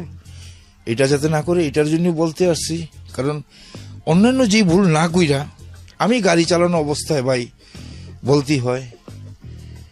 গাড়িতে যাত্রী হিসাবে যারা, কে ভালো মন্দ সবাই কিন্তু আপনি চিনবেন না, আমার সেই চেনা ক্ষমতা নেই। হঠাৎ করে এক যাত্রী নিয়ে সকালে আজান দিলে সকালে ভোরে ফজরের সময় বেরোই গাড়ি নিয়ে, আল্লাহ রাত্রে 9টা-10টা পর্যন্ত গাড়ি চালাইতাম যখন যেভাবে থাকতো। এক যাত্রী নিয়ে গেলাম, এখন সেই যাত্রী চোর নাকি আই ডোন্ট নো, আমি জানি না। সে কিছু কসমেটিক্স মালামাল বস্তা বইরা এবং ব্যাগে বইরা নিয়ে গেছে। আমাদের 150 টাকা ভাড়া দিব কইয়া, যেখানে যাইবো আমার বাড়ি থেকে টলার ঘাটে ঢাকা আসবে, সেই টলার ঘাটে আসবে। আমি নিয়ে যাওয়ার পরে পকেটে হাত দেওয়া, কয় মানি ব্যাগ নেই, আয় হাই ভাড়া দিব কই থেকে এই অবস্থায়। তা আমি কই আপনার হ্যাঁ এগুলি কি? কই এগুলি কসমেটিক্সের জিনিসপত্র। আমি ভাড়া না থাকলে এগুলি দিয়া যান, মালামাল দিয়া যান। কয় ভাই আমি মানি ব্যাগ কি পড়ে গেছে না, এখানে আপনার কাছে টাকা থাকলে দেন। আমার কাছে টাকা থাকলে দেন মানে কয় আপনি জিনিস করে, মানে ও আমাকে যে জিনিসগুলো অফার করছে এই জিনিসগুলা দিলে হবে 15 থেকে 1600 টাকার, আর আমি ওর থেকে ভাড়া পাবো 150 টাকা, আর আমার কাছে টাকা আছে 250 টাকা। এই 400 টাকার বিনিময়ে ও আমার জিনিসগুলো দিতে যেতেছে। আচ্ছা, আমি যেহেতু তখন নেশা খাই, আমার তো একটু পয়সার প্রতি একটু ইয়া থাকবেই। কথাটা এখানে খেয়াল করবেন, এটা কিন্তু ভাই খেয়াল করার ব্যাপার। এটা এই কথাটা বলার আর একটা মেইন পয়েন্ট আমার, আমি ভাই কোনো কিছু যাচাই বাসে যে ওরে জিজ্ঞেস করিনি তুই এগুলি কইতে, ও খালি কইছি এগুলি কইসের, কয় আমার দোকানের মাল আমি ঢাকা লইয়া যাইতেছি। নিতেই পারে, এখন ও চুরি করে আনছে না কি আনছে আমি জানি না। আমি তো 1500-1600 টাকা জিনিস পাইয়া ওই নগদ 250 টাকা দিয়ে আর 150 টাকা ভাড়া বাবদ এই টাকা জিনিসপত্র নিয়ে আইসি। নিয়ে আইসা মনে করেন 9টার সময় জিনিস লিয়ে ঘরে আইসি, 11টার সময় যেই আমাদের ওই বাজারে জিনিস দোকানে চুরি হয়েছে এই জিনিসপত্র, কথা খেয়াল করেন, 11টার সময় সেই পাশের দোকানে আমি এগুলি বিক্রি করতে গেছি। ওহো, আমি কিন্তু জানতাম না যে, এখন আমি যদি এটা জানতাম তাহলে তো অবশ্যই বাজারে বা দোকানে কেউ নেয় না।